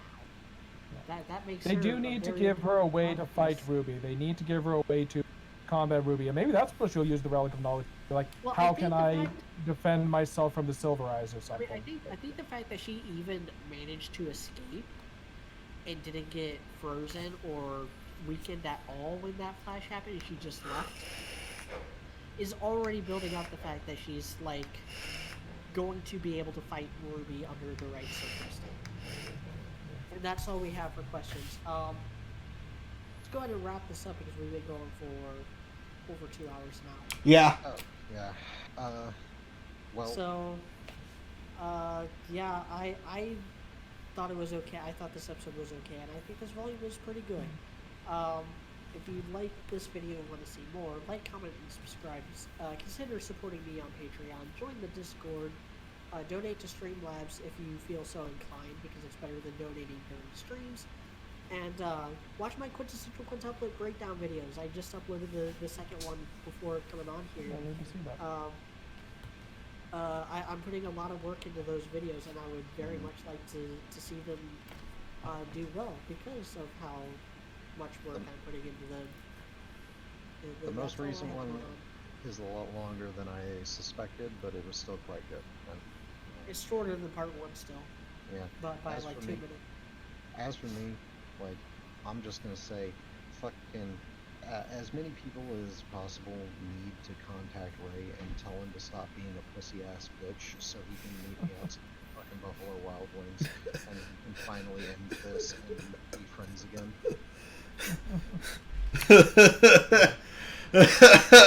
Yeah, join the Discord. Okay episode, good volume.